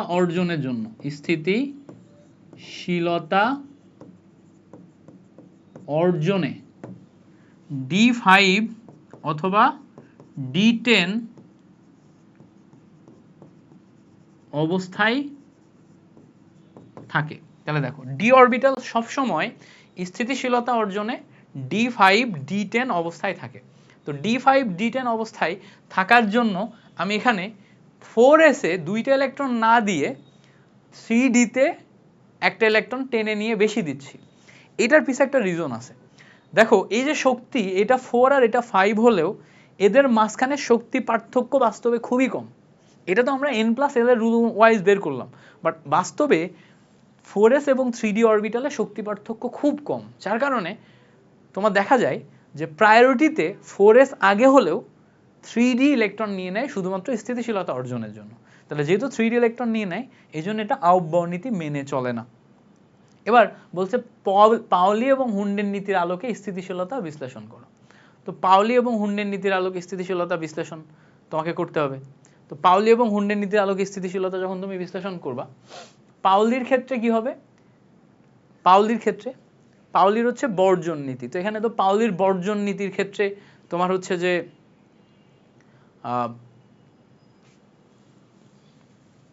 পাওলির যে বর্জন নীতি এবং হুন্ডের যে নীতি, এটা অনুযায়ী তুমি যখন স্থিতিশীলতা বিবেচনা করবা, ক্রোমিয়ামের জন্য 24টা ইলেকট্রন আছে।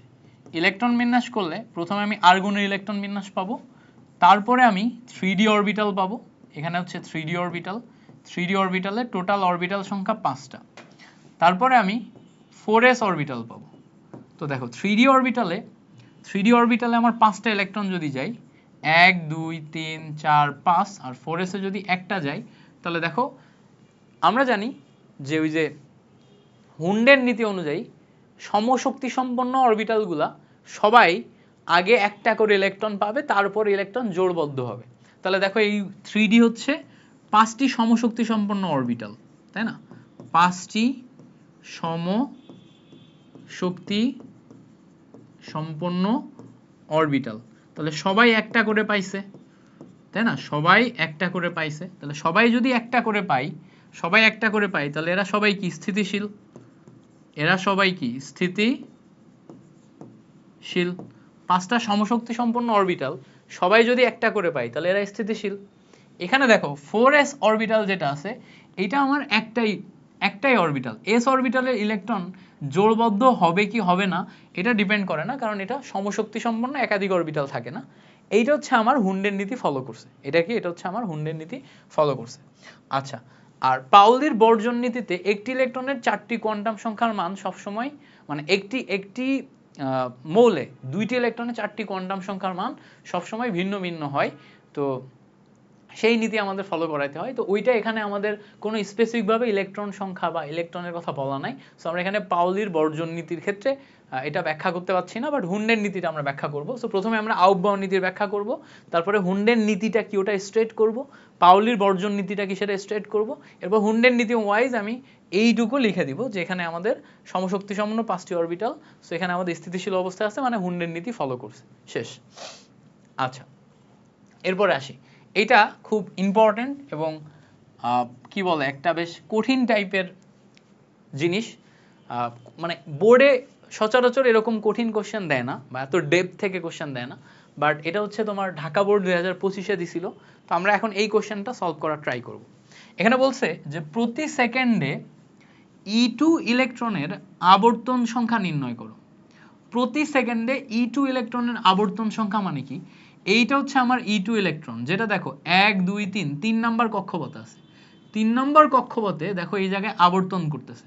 তো আবর্তন করার সময় প্রতি সেকেন্ডে কতগুলো আবর্তন করে সেটা বের করতে বলছে।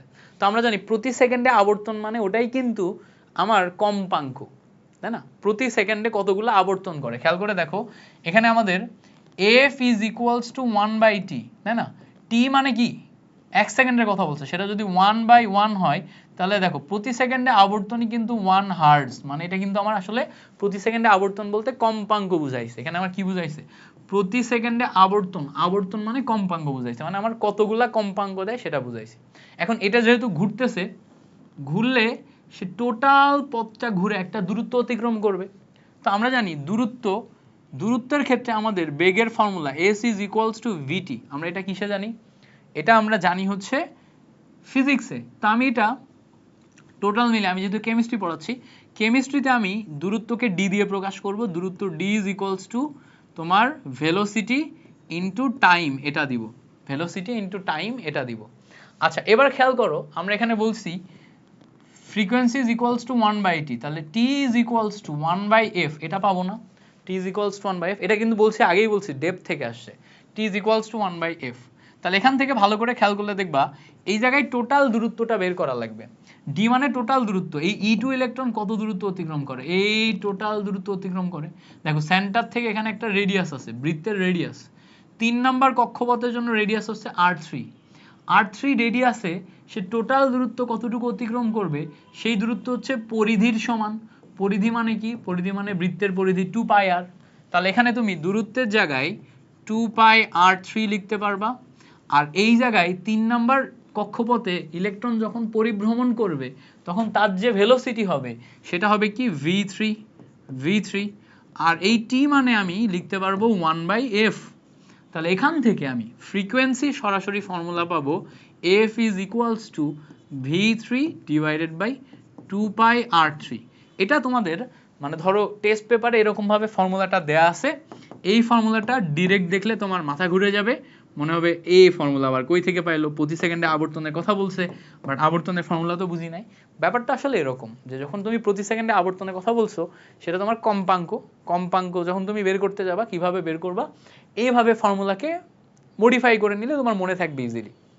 ঠিক আছে, এটা হচ্ছে যে ইঞ্জিনিয়ারিং এর জন্য খুব ইম্পর্টেন্ট, ইঞ্জিনিয়ারিং এ ওই টাইপের কোশ্চেন খুব আসতে দেখা যায়। তাহলে এখন আমরা প্রতি সেকেন্ডে কম্পাঙ্ক বের করতে পারবো। এখন দেখো প্রতি সেকেন্ডে আবর্তন মানে কম্পাঙ্ক যদি বের করতে হয় তাহলে 3 নাম্বার কক্ষপথে ইলেকট্রনের ভেলোসিটি আর 3 নাম্বার কক্ষপথে মানে 3 নাম্বার কক্ষপথের যেই ব্যাসার্ধ সেটা বের করা লাগবে। প্রথমে আসি 3 নাম্বার কক্ষপথে ব্যাসার্ধতে। আমরা জানি ব্যাসার্ধ r3 is equals to r1 into, মানে এটা সরাসরি ফর্মুলা লিখি, আমরা জানি ব্যাসার্ধ rn is equals to r1 into n এর স্কয়ার, সরাসরি মুখস্থ করাইছিলাম মনে করে দেখো। তাহলে যখনই আমার 3 নাম্বার কক্ষপথে ব্যাসার্ধ বলবে তাহলে r3 is equals to r1 into 3 এর স্কয়ার।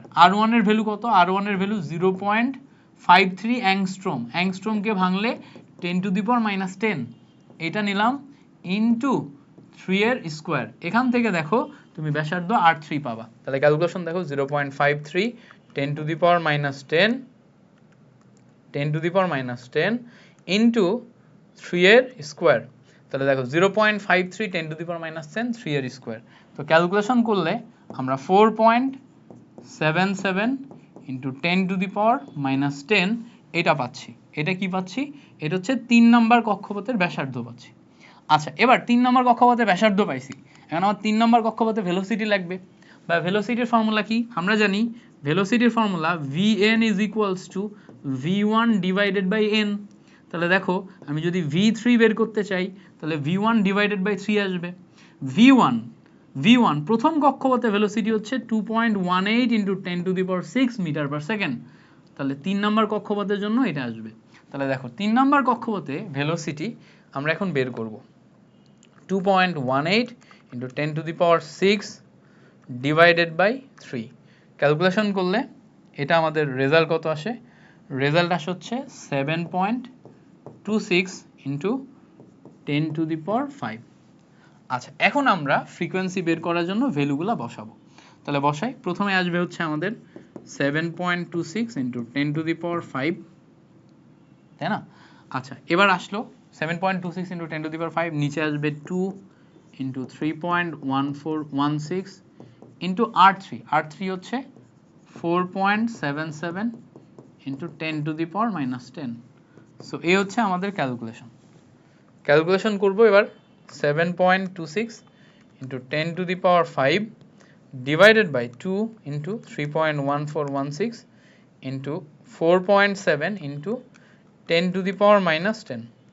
তো ক্যালকুলেশন করলে এখান থেকে দেখো আবর্তন আসে 2.45 into 10 to the power 14।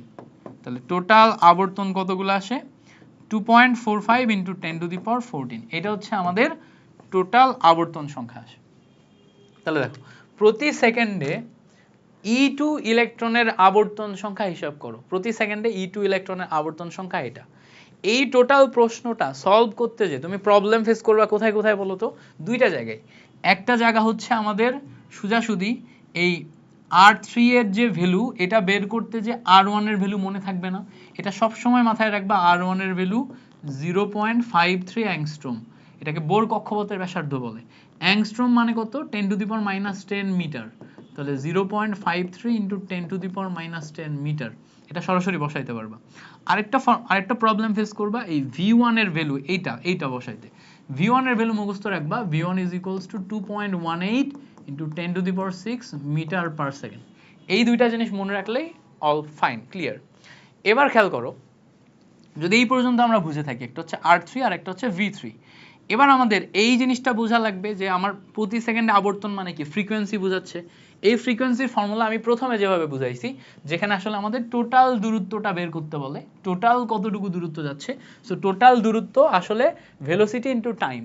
এখন যেহেতু 3 নাম্বার কক্ষপথে আছে, 3 নাম্বার কক্ষপথের দূরত্ব রেডিয়াস হবে 3, 2πr করলে আমার পরিধি পাওয়া যাবে বৃত্তের পরিধি 2πr ইনটু এখানে ভেলোসিটি হচ্ছে দেখো v3, আর দেখো টি থেকে টাইম থেকে 1/f পাচ্ছি। সেই 1/f মানেই হচ্ছে আমার ফ্রিকোয়েন্সি। পরবর্তী লাইনে frequency f is equals to v3 divided by 2πr3, এটা পাইছি। এই হচ্ছে আমাদের বেসিক ক্যালকুলেশন। ওকে, আশা করি ব্যাপারটা ক্লিয়ার। আচ্ছা, এবার বলছে দেখো E1 এবং E2 ইলেকট্রনের ধাপান্তরের প্রাপ্ত রশ্মি টাকা শনাক্তকরণে ব্যবহার করা যাবে কি?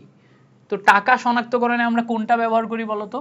টাকা শনাক্তকরণে আমরা ইউভি রশ্মি ব্যবহার করি। তো আমরা এখানে ধাপান্তরণে যেইটা পাবো সেটা হচ্ছে আমাদের তোমার ইউভি রশ্মির ক্ষেত্রে ব্যবহার করা যাবে কিনা সেটা আমাদের চেক করতে বলছে। সো আমরা একটু ইউভি রশ্মির ক্ষেত্রে ব্যবহার করা যাবে কিনা ওটা চেক করব। আচ্ছা, এখন ধাপান্তরের ক্ষেত্রে একটা হচ্ছে E1 ইলেকট্রন, একটা হচ্ছে E2 ইলেকট্রন। E1 ইলেকট্রন ভালো করে খেয়াল করলে দেখবা 1 2 3 4 নাম্বার কক্ষপথ থেকে আমার 2 নাম্বার কক্ষপথে আসে, তাই না? তাহলে প্রথমে আমি লিখব যে E1 ইলেকট্রন ফোর্থ অরবিটাল থেকে, এটা আগে আমাদের লিখে নিতে হবে, অরবিটাল থেকে কত নম্বর কক্ষপথে আসে? দ্বিতীয়, সেকেন্ড অরবিটালে আসে।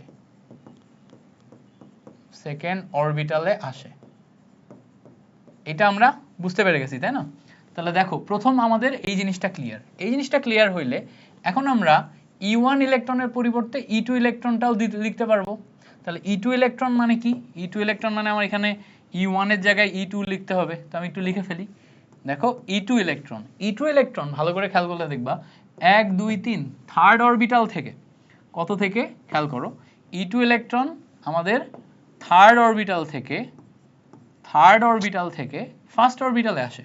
তাহলে আমাদের এখানে কি লিখতে হবে? ফার্স্ট অরবিটালে আসে। তাহলে আমি একটা হচ্ছে E1 ইলেকট্রনের জন্য লিখলাম, একটা হচ্ছে E2 ইলেকট্রনের জন্য লিখলাম। আমরা জানি ইউভি রশ্মি প্রথম অরবিটালের জন্য হয়, তাহলে আগে আমরা E1 যেটা এটার জন্য বের করব, তাই না? যেহেতু একটা প্রথম অরবিটাল একটা সেকেন্ড অরবিটাল আসছে, সেকেন্ড অরবিটালে দৃশ্যমান ভিজিবল রশ্মি, এটা হবে না, আমি দেখেই বুঝতে পারছি এটা হবে না। বাট আমাকে কি ম্যাথমেটিক্যালি গাণিতিকভাবে বিশ্লেষণ করতে হবে। আমি দেখে বুঝতে পারলেও আমার কিন্তু ম্যাথমেটিক্যালি করে দেখাতে হবে। আচ্ছা, করে যদি দেখাইতে যাই তাহলে এখানে আমি দুইটা পেজ নিব এই সেম জিনিসের। প্রথম পেজে E1 করব, পরের পেজে E2 করব। আচ্ছা, প্রথম পেজে E1 করি। তাহলে E1 ইলেকট্রনের জন্য তরঙ্গ দৈর্ঘ্য, ঠিক আছে? আচ্ছা, E1 ইলেকট্রনের জন্য তরঙ্গ দৈর্ঘ্য বের করব। E1 ইলেকট্রন এর জন্য তরঙ্গ দৈর্ঘ্য। আচ্ছা, তুমি কি বলতে পারবা যে ইউভি রশ্মির রেঞ্জ কত বলো তো? 480 থেকে 780 না? ইউভি রশ্মির যে রেঞ্জ এটা হচ্ছে 480 থেকে 780 ন্যানোমিটার। তাহলে এই জায়গায় যে তরঙ্গ দৈর্ঘ্য বের করবা এটা কিন্তু তোমাকে ন্যানোমিটারে বের করা লাগবে, নর্মাল বের করলে হবে না, ন্যানোমিটারে বের করা লাগবে। ন্যানোমিটারে কিভাবে বের করবা? দেখো তুমি 1/λ ইজ ইকুয়ালস টু ফর্মুলা নিবা RH ইন্টু 1/NL এর স্কোয়ার মাইনাস 1/NH এর স্কোয়ার, এটা। এবার দেখো এইটা যদি নাও তাহলে এখন তুমি ফর্মুলা ব্যবহার করে কিভাবে লিখবা?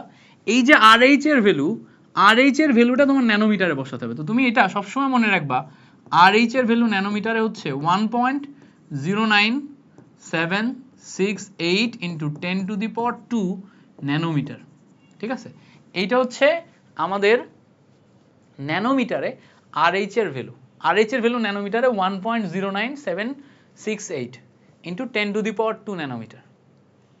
এটা সবসময় ন্যানোমিটারে এটা আসে, ঠিক আছে? যদি তুমি ন্যানোমিটারে বের করতে চাও এটা আসবে। ওকে, ক্লিয়ার করতে পারছি?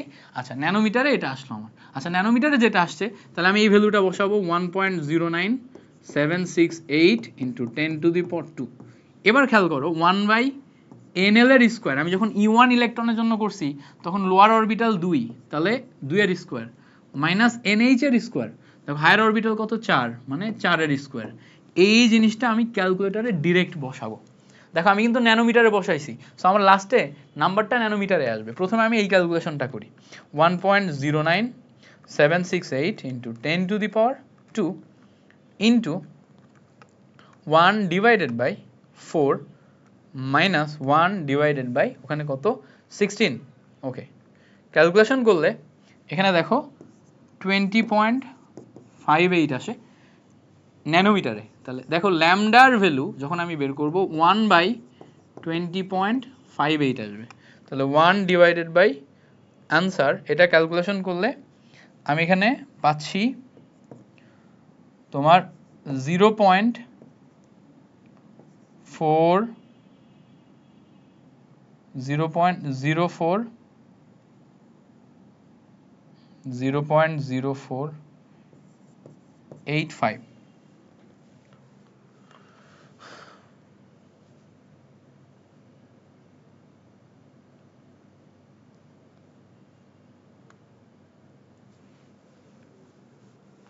ওয়েট দাঁড়াও, ছোট্ট একটা ভ্যালু একটু চেক দিয়ে নিই।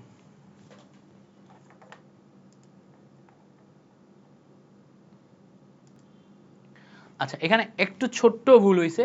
ছোট্ট ভুলটা কোথায় দেখো, 10⁻, এখানে আমরা 2 দিছি না, এই যে জায়গায় 10⁻² দিছি না, এই জায়গায় 10⁻⁻² হবে, এটা মুখস্থ রাখবা। আমি এই ছোট্ট জিনিসটা ভুলে গেছি, এই জন্য আমার উত্তর মিলে নাই। তো এখানে 10⁻² এর জায়গায় জাস্ট -2 দাও, দিলে দেখবা তোমার অ্যান্সারে একটু পরিবর্তন আসবে। তো আমরা একটু দেখার চেষ্টা করি কত আসে। তো আমরা টোটালটা মিলে যদি ক্যালকুলেশন করি 1.09768 ইন্টু 10⁻², যদি ক্যালকুলেশন করি 1/4 মাইনাস 1 কত আসে 16।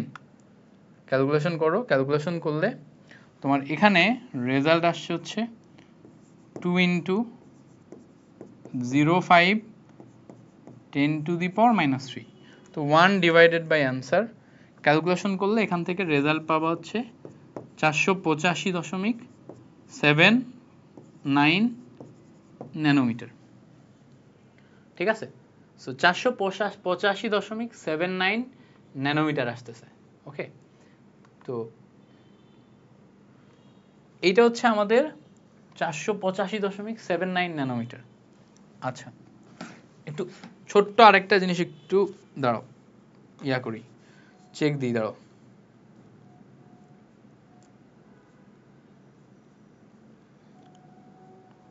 ছোট্ট আরেকটা জিনিস একটু চেক দিই।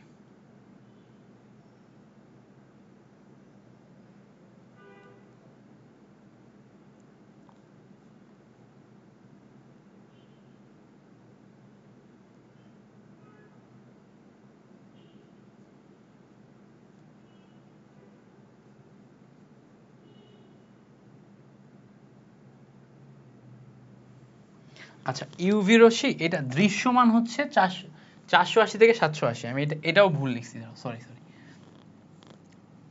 তোমার হচ্ছে 380 থেকে 780, এটা হচ্ছে দৃশ্যমান, আর ইউভি হচ্ছে 10 থেকে 380 ন্যানোমিটার। তো এই যে অংশটা ল্যামডার ভ্যালু, এইটা আমরা কিন্তু দৃশ্যমান অঞ্চলে পাচ্ছি। এটা কি, এটা হচ্ছে আমরা দৃশ্যমান অঞ্চলে পাচ্ছি। তো ইউভি মানে 10 থেকে 380 ন্যানোমিটার, এর মধ্যে পড়তে হবে। তো এর মধ্যে পড়তে গেলে আমরা এখন E2 ইলেকট্রনের জন্য যদি বের করতে চাই তাহলে বের করব। তাহলে E2 ইলেকট্রন এর জন্য তরঙ্গ দৈর্ঘ্য,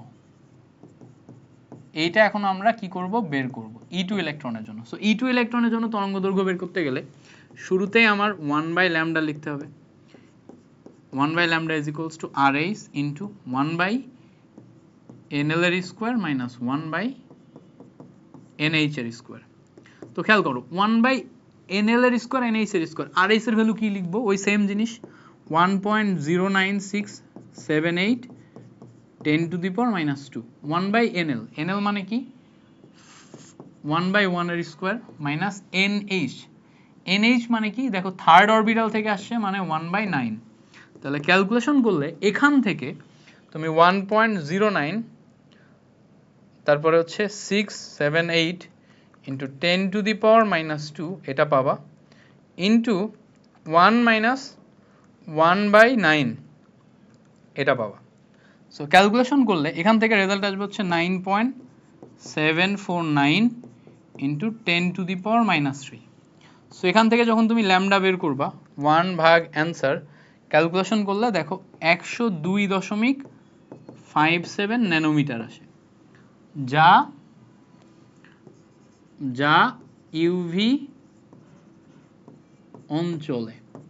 তাহলে আমরা এখানে বলছে E1 আর E2 দুইটা ইলেকট্রনের মধ্যে টাকা শনাক্তকরণে ব্যবহার করা যাবে কোনটা। তো দেখো আমরা জানি টাকা শনাক্তকরণ করা হয় ইউভি রশ্মির মাধ্যমে। ইউভি এর তরঙ্গ দৈর্ঘ্য 10 থেকে 380 এর মধ্যে পড়ে।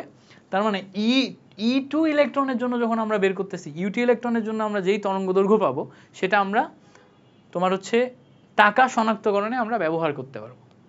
ক্লিয়ার করতে পারছি? সিম্পল জিনিস, একদম বেসিক সিম্পল। আশা করি পুরো ব্যাপারটা আমাদের ক্লিয়ার হয়েছে। আচ্ছা, এবার 6 নম্বর এবং লাস্ট সিকিউ এটা আমরা দেখব। এখানে বলছে উদ্দীপকের বি স্তরের -½ বিশিষ্ট সর্বোচ্চ কয়টি ইলেকট্রন থাকতে পারে তা এল এবং এম এর মান হিসাব করো। তো উদ্দীপকের বি স্তর মানে কি? বি স্তর মানে খেয়াল করো, এটা হচ্ছে প্রথম স্তর, এটা দ্বিতীয় স্তর, দ্বিতীয় স্তরকে বি স্তর বলে। তো আমি এন এল এম এর মানের মাধ্যমে বি স্তরে কয়টা ইলেকট্রন থাকে সেটা হিসাব করব।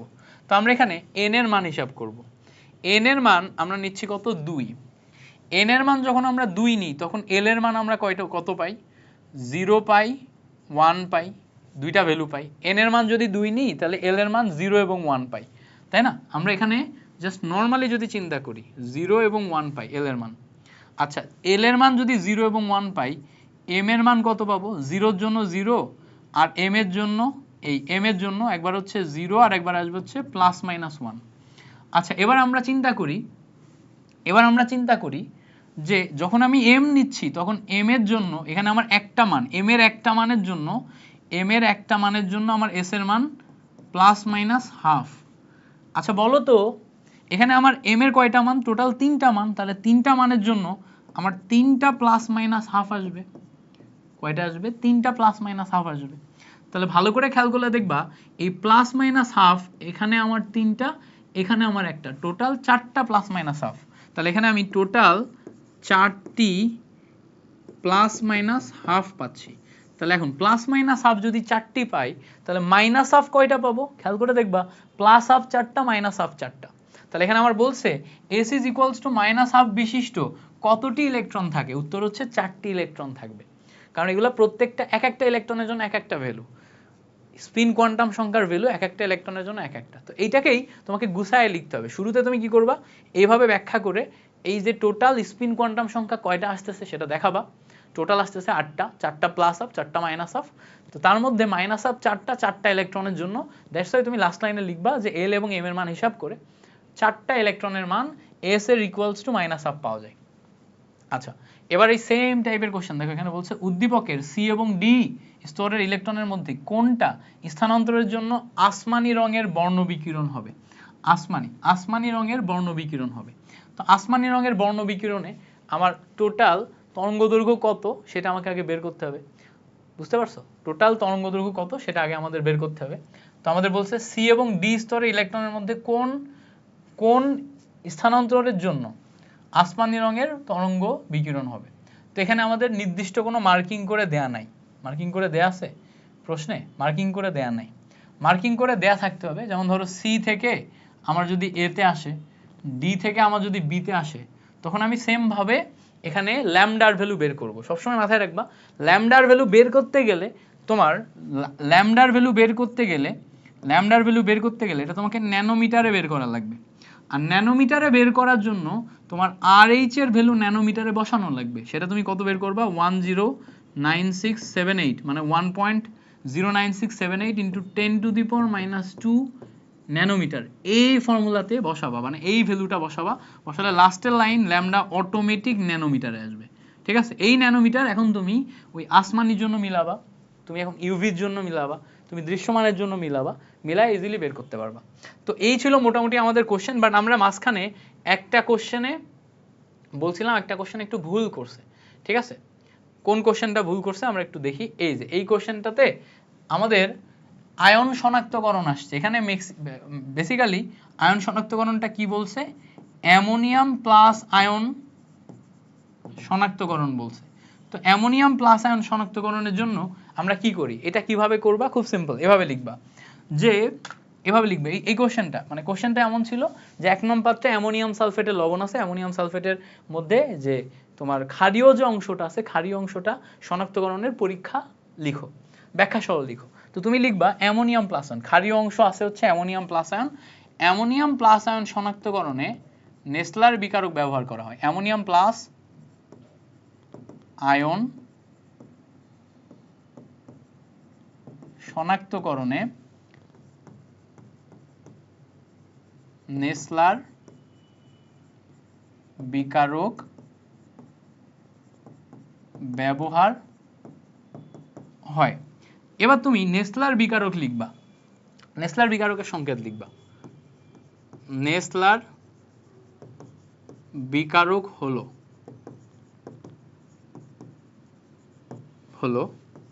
পটাশিয়াম হাইড্রোক্সাইডের সাথে K2HgI4, এটাকে বলা হচ্ছে নেসলার বিকারক। তাহলে দেখো পটাশিয়াম হাইড্রোক্সাইডের সাথে K2HgI4, এটা কি, এটা হচ্ছে আমার নেসলার বিকারক। এবার দ্রবণ শনাক্তকরণের জন্য, মানে অ্যামোনিয়াম প্লাস আয়ন শনাক্তকরণের জন্য পরের লাইনে লিখবা অ্যামোনিয়াম প্লাস আয়ন শনাক্তকরণের জন্য, দেখো অ্যামোনিয়াম প্লাস আয়ন শনাক্তকরণের জন্য কি করা লাগবে, 1-2 ml দ্রবণে, কোন দ্রবণে, অ্যামোনিয়াম প্লাস আয়নের দ্রবণে, ঠিক আছে, 2-4 ফোঁটা নেসলার বিকারক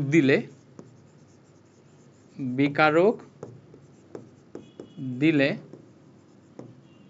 লালচে বাদামি পদক্ষেপ পড়ে। ঠিক আছে, তারপরের লাইন কি, অ্যামোনিয়াম প্লাস আয়ন নিশ্চিত। এই হচ্ছে আমার কয়েকটা লাইন। এখন এই কয়েকটা লাইন লিখলেই হবে না, এর সাথে আমার বিক্রিয়াটা করে দেখাতে হবে। বিক্রিয়াটা করে দেখাতে গেলে আমার কি করা লাগবে, দেখো আমি প্রথমে অ্যামোনিয়াম প্লাস আয়ন নিব, এই অ্যামোনিয়াম প্লাস আয়নের সাথে আমি ওই যে গাঢ় সোডিয়াম হাইড্রোক্সাইড বা পটাশিয়াম হাইড্রোক্সাইড নিছি। তো নেসলার বিকারকে আমার সোডিয়াম পটাশিয়াম হাইড্রোক্সাইড আছে না, ওইটার সাথে যদি আমি পটাশিয়াম হাইড্রোক্সাইড নিই, বেসিক্যালি এখানে পটাশিয়াম প্লাস আয়ন পানি এবং অ্যামোনিয়া তৈরি করে।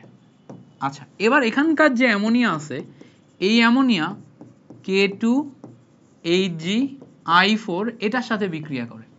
এটার সাথে বিক্রিয়া করলে প্রথমত এই অ্যামোনিয়া একবার আয়োডিনের সাথে অ্যামোনিয়াম আয়োডাইড তৈরি করে। আচ্ছা, একবার আয়োডিনের সাথে অ্যামোনিয়াম আয়োডাইড তৈরি করে, আরেকবার পটাশিয়াম আর আয়োডিন মিলে পটাশিয়াম আয়োডাইড তৈরি করে। আরেকটা জিনিস হইতেছে, এখান থেকে একটা হাইড্রোজেন যে আমার হচ্ছে ওই অ্যামোনিয়াম আয়োডাইড তৈরি করছে, এখানে অনেকগুলা মোল ছিল, একাধিক মোল ছিল, এখান থেকে NH2 পার্টটা চলে আসে, NH2 পার্টটা আসে, এখান থেকে দুইটা Hg এসে Hg2 আসে। তো ভালো করে খেয়াল করলে দেখবা এখানে আমার 3টা হাইড্রোজেন হওয়ার কথা, বাট হইছে কয়টা হাইড্রোজেন, 2টা হাইড্রোজেন। বোঝার চেষ্টা করবা, 2টা হাইড্রোজেন। আচ্ছা, তাহলে দেখো হাইড্রোজেন মাইনাস নাইট্রোজেন প্লাস, ওকে, এখানে আমার I3 আসবে। এখন বলবা ভাই জিনিসটা কি, I3 মানে বুঝলাম না। ধাতু আমার প্লাস আয়ন হিসেবে কাজ করে, ওকে, ধাতু আমার প্লাস আয়ন হিসেবে কাজ করে। তো এখানে এই নাইট্রোজেনের জন্য এখান থেকে একটা ধাতু আসবে, এসে টোটালটা ব্যালেন্স করবে। এই জায়গাতে যে I3 আছে, I3 এর জন্য তোমার এখান থেকে হাইড্রোজেন যাবে, যে আমার টোটালটা ব্যালেন্স করে। তো এখানে আমার NH2 Hg2 I3 এটা আসে, এইটাই হচ্ছে আমার লালচে বাদামি অদক্ষেপ দেয়, লালচে বাদামি অদক্ষেপ দেয়। তো লালচে বাদামি অদক্ষেপ দিতে গেলে আমার এই বিক্রিয়া করা লাগবে টোটাল। আচ্ছা, এইটা তো আমরা বলছি। একটা জিনিস আমি তোমাদের এখনো বলি নাই, সেটা কি? সেটা খুব সিম্পল।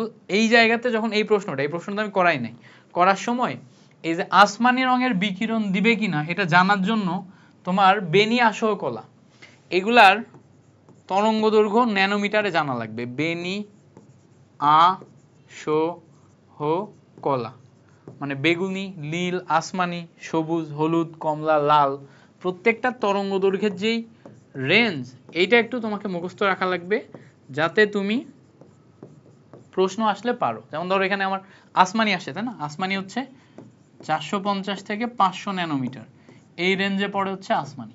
তো তোমার এখানে যখন তুমি টোটাল ক্যালকুলেশন করবে, এখানে ইন্টিগ্রেট করা নাই, চিত্র একটু ভুল আছে এই জন্য আমি এটা করে দিই না, নাহলে করেই দিতাম। তো যখন তুমি চিত্রে ইন্টিগ্রেট করবা, ইন্টিগ্রেট করে দেখানো থাকবে, তখন তুমি দুইটার জন্য আলাদা আলাদা তরঙ্গ দৈর্ঘ্য বের করে কোনটা এই রেঞ্জে পড়ে সেটা ইয়া করবা। আর এই রেঞ্জে পড়ে কিনা সেটা বের করার জন্য ন্যানোমিটারে বের করতে হবে। ন্যানোমিটারে বের করার একটাই সিস্টেম, জাস্ট আরএইচ এর ভ্যালুটা ন্যানোমিটারে বসাও, দ্যাটস ইট, শেষ। এই হচ্ছে আমাদের ওভারঅল ক্যালকুলেশন। সো আশা করি পুরো জিনিসটা বুঝতে পারছো। Thank you so much for watching this class. তোমাদের সাথে পরবর্তী ক্লাসে আবার দেখা হবে। আজকের মতো এই পর্যন্তই।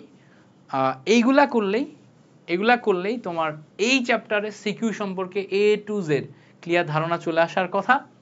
যদি ক্লিয়ার ধারণা চলে আসে, সিকিউ সলভ করতে শিখে যাও। এখন তুমি বারবার বেসিক রিভিশন দাও, যে কোনো টাইপের বেসিক থেকে প্রশ্ন আসলে তুমি পারবা ইনশাল্লাহ।